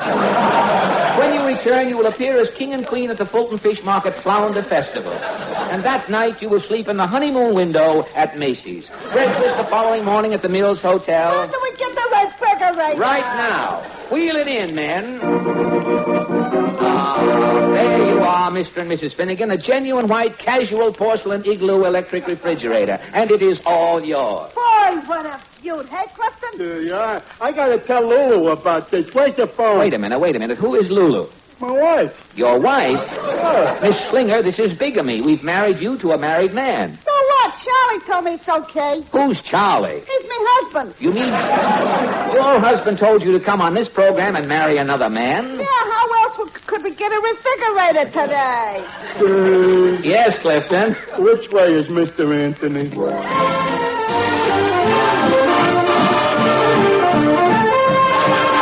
Ladies and gentlemen, 450 years ago yesterday, Christopher Columbus discovered America. 15 years ago today, America discovered a radio comedian, and here he is, Fred Allen. Thank you.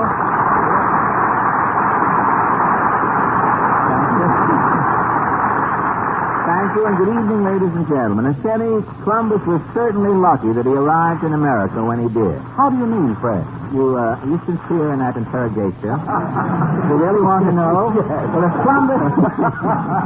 if Columbus tried to... It's better to laugh before the joke. You don't take it a chance. If Columbus tried to land today, Kenny, the dock strikers wouldn't even unload his boat. Imagine Columbus sailing up the harbor. The lookout, instead of shouting land ho, would yell C-I-ho. Well, didn't Columbus say that the world was flat, Fred? Yes, Kenny, and the way things are going, Columbus may be right yet. If Columbus were alive today... I laugh at it, just to show you where it should have come. If Columbus were alive today, he would probably say... Well, Portland, here it is. Portland, tell me, what is new this week? Cigarettes have gone up again. Say, I thought Mr. F.E. Boone sounded a little higher tonight. Do you think that raising cigarettes a cent will make any difference? What's another cent to a camel? Oh, how true. His sponsor sent that joke in. We had to tell it. What are you going to do? Tell me, have you any other hot items? Mama's out of sugar. Really? How does she sweeten her coffee? Mama takes a mouthful of coffee. Yeah? Then she thinks of the good old days. The good old days, Ann? A lump comes up in her throat. Well, that's as close to sugar as anybody's getting, I think. What are you using? Well, I do manage to get a little sugar, Portland, thanks to a grateful fly. A grateful fly? Mm-hmm. You know, when times were good, every morning when I'd sit down to eat breakfast, a little fly would buzz around the table. He'd step into the sugar bowl and fly away with a few grains of sugar on his feet. Well, when times were good, I never even bothered him. And now that sugar is scarce, the fly comes back every morning. And when my coffee is ready, the fly lights and stamps his feet on the edge of my cup. That, Portland, is a grateful fly. Shall we leave for Allen's Alley? Also a dead fly. After that, I think services will be held for the little Indian section. After that, I think we had better fly. What is your question tonight? Well, this past week, the president proclaimed to be Fire Prevention Week to caution people in an effort to reduce the nation's fire losses. And so our question tonight is, what did you do to observe Fire Prevention Week? Shall we go? Well, why not?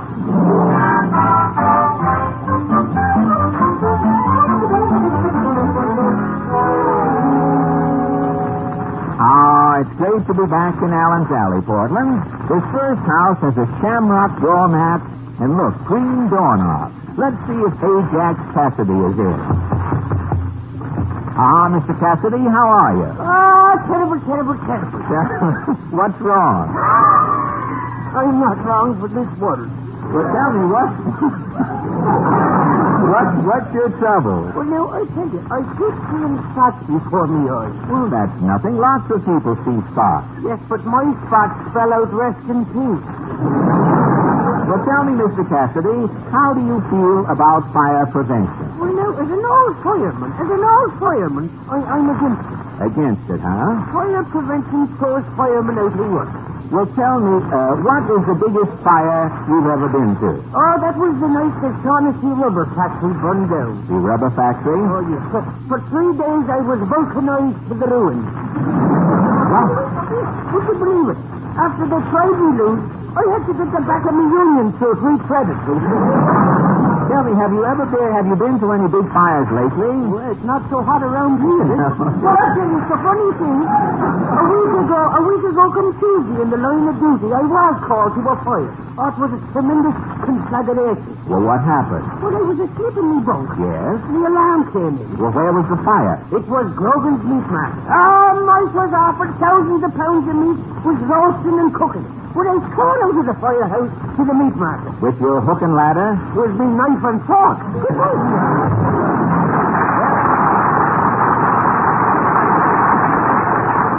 Well, that takes care of Mr. Cassidy. I wonder if Titus Moody is in tonight. Howdy, Bud. Well, Mr. Moody, you look rather depressed this evening. If I wasn't sure, I'd kill myself.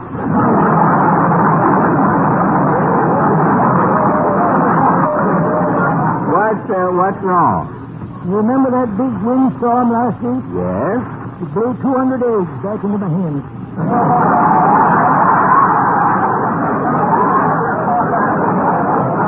Golly. Blew my razorback hog into the forest. Your razorback hog? Yeah. Before he got dull, he cut down 28 trees. Well, you sure have bad luck. I ain't had a drop of milk for 2 weeks. Well, why? The cow's got amnesia. God. Yeah, I put a pail under my cow and pulled by the hour. And you mean with her amnesia? She forgets what she's supposed to do.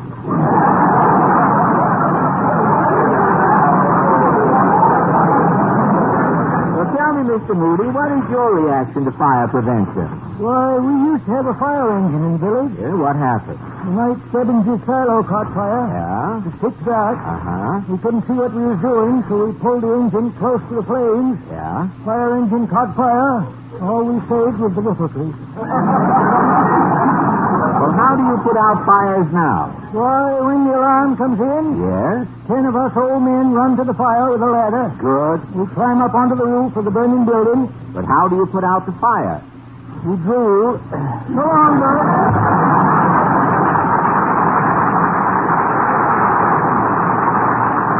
Well, there's no drool like an old drool, I guess. Let's try this next door. No? Ah, Mrs. Nussbaum, how do you feel about fire prevention? Oh, Rick, very nice. I'm making up slogans. Slogans? What are your slogans? Put out your fire. Always remember, you could be forever ember. Good. Avoid to those who smoke in bed. Drop dead. Very good, I must say. Thank you. Also, I'm writing a poem. A fire prevention poem? What is it called? A warning. A warning?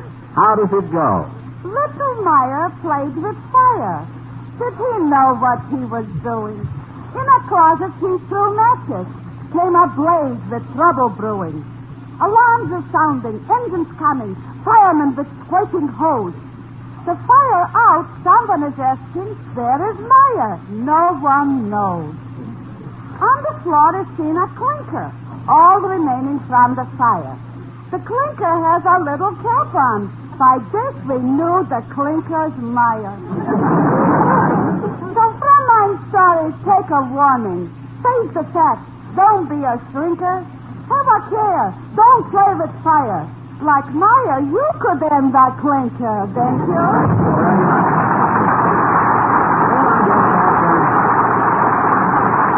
That brings us to the last house in the alley. Let's try here. Somebody knock. Where? Claghorn's the name of Senator Claghorn. Now, that look, is. I know. Talk up, son. My bindle's packed. I'm Alabama bound. You're going? I'm leaving for the South. I got to get the vote out, get folks to register. Well, how do you... I'm traveling through the South, exhibiting a Republican in a revival tent. And on the Republican, I got a sign. It says, "Don't let this happen to you." Now, tell me, does it look like a big vote this year? It's going to be a whopper, son. Good. Even Chloe came back to register. Chloe? Yeah, years ago, she run off with Philip Morris.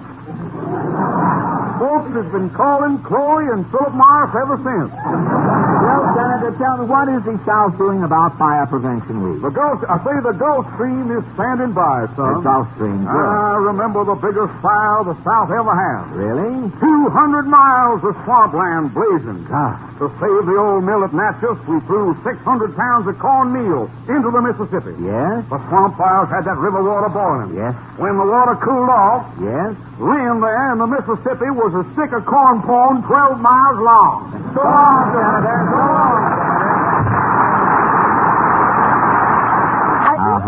When Tony got out of the service, his recording of To Each His Own set a new high mark in sales. Portland, you haven't heard anything until you've heard Tony Martin sing my opera. It has me intrigued. Intrigued? Where did you ever get a word like that? I heard it on Hildegard's program. Oh, really? It was the only English word she used. Really? I always listen with an interpreter myself. I don't take any chances. But never mind Hildegard. I'm talking about Tony Martin. How did you ever get Tony Martin to star in your opera? Well, Portland, last Thursday I finished the score of my opera and started out for Tony's Hotel.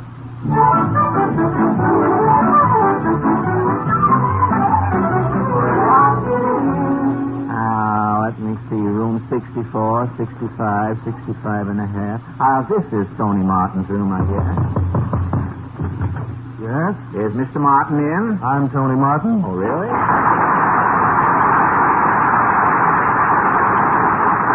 Well, Tony, if you're busy... No, come right in, Fred. I was just breaking up some new Sinatra records.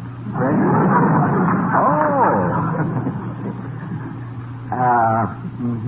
Yes, You want to break another one while we're waiting? All I had to say was, I said it, you know. You can't... So what you can do with a vowel, I mean, right? I'll be right with you, Fred, as soon as I tear up this picture of Perry Como. Now, Tony, what have you got to worry about? Sinatra records, Perry Como. Didn't I read that you just signed again with MGM? That's right, Fred, and what a welcome they gave me. MGM went the whole lion, hey? Fred, there were hundreds of men outside of the studio gates all carrying signs, walking up and down. Fine. Imagine going to all that trouble just to welcome me, the street singer's brother-in-law. Gosh, Tony, you know, the last time I saw you, we made a picture together. That's right, Fred. It was called Sally, Irene, and Mary. You realize that picture broke the popcorn record in St. Paul? More people went out to buy popcorn during the first 2 reels than any other picture that ever played St. Paul, including The Horn Blows at Midnight. You know, Fred, I understand Sally, Irene, and Mary was the original version of The Big Sleep. I heard that. They remade it.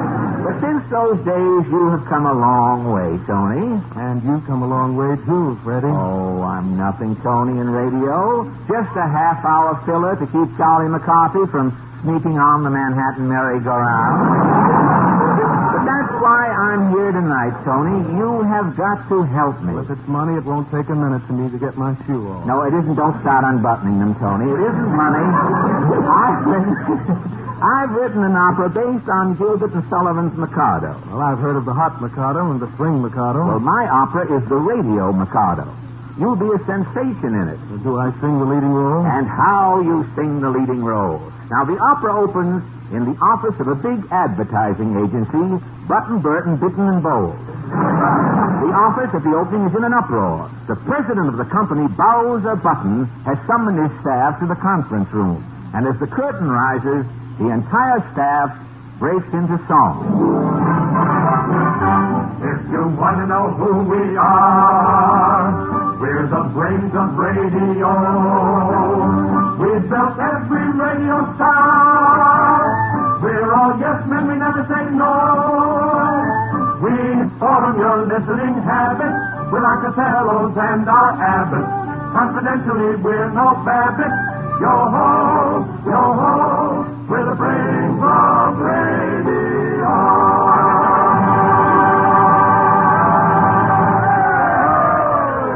Gentlemen, Button, Burton, Bitten, and Bowles is on the brink of bankruptcy. Now, F.A. Allen, the big soap tycoon, is our last chance. He's looking for a radio program. And I've got a star for Allen, the tin tonsil tenor Tony Martin. Are you in voice, Tony? I love life and I love to live. Yes, what tone, what timbre? I love life. Save it, boys, save it. Alan will be here any minute. Oh, here he is now. Come in.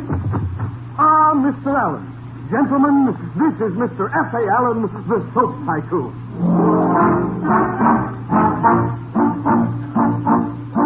A wandering sponsor, my products always soap. With the dirtiest dirt it will cope. It's 110% lie. On wash day you should try it. It bubbles and cleans and rinses. And it doesn't taste bad on blisters.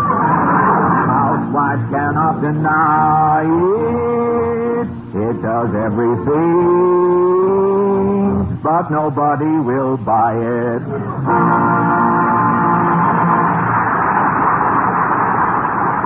Now, wait a minute, F.A. With one of our radio programs, people will buy your soap. I've got soap in every warehouse in Jersey, B.B. In every parking lot. Why, if it ever rains, Jersey will be lathered from Atlantic City to Weehawken. I'll need a big program. I love life and I love to live. What was that, B.B.? Did something crawl into the air conditioning? Hey, that's your new star, Tony Martin, a great entertainer. I don't want entertainment on my program. I just want commercials. 30 minutes of commercials. Commercials, eh? You'll have the most sensational commercials in radio. We have the girls who sing them. Show F.A., girls. Not on my soap program. Oh, but F.A., listen. Someday, B.B., I'll take over radio, and you'll see some changes made. You'll abolish singing jingles? I'll abolish a lot of things. I've got a little list here.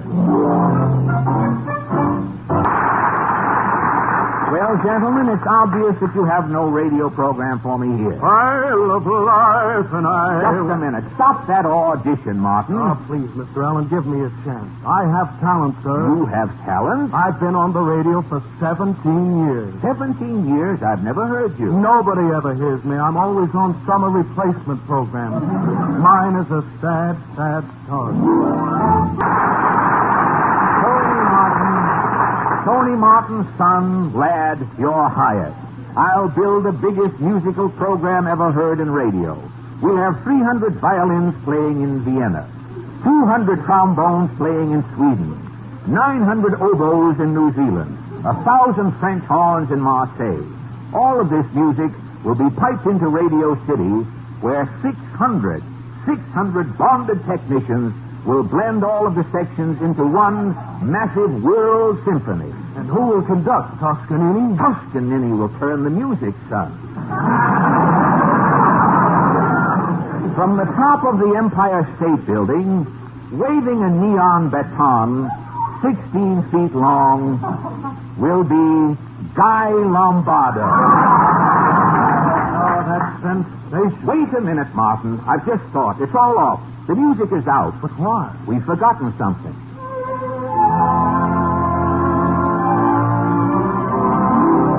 In all the excitement, there's one thing we forgot. The Trillo. The Trillo. The Trillo. First we must learn if we can or cannot from the Trillo. The Trillo. The Trillo. If you want a musician to beat on a drum, or a trumpet to toot, or a banjo to strum, you can't do a single thing till you hear from Petrillo, Petrillo, Petrillo.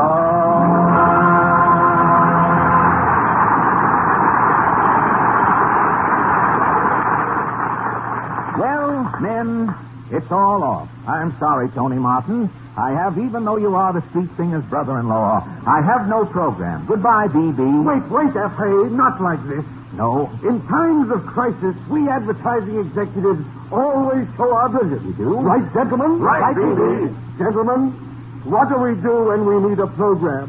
When we have no music? When we have no talent? When we have nothing? What do we put on the radio? A quiz program. program. A quiz program, right, gentlemen. Alan Soap is saved. Button, Burton, Bitten, and Bowles is saved. Radio is saved.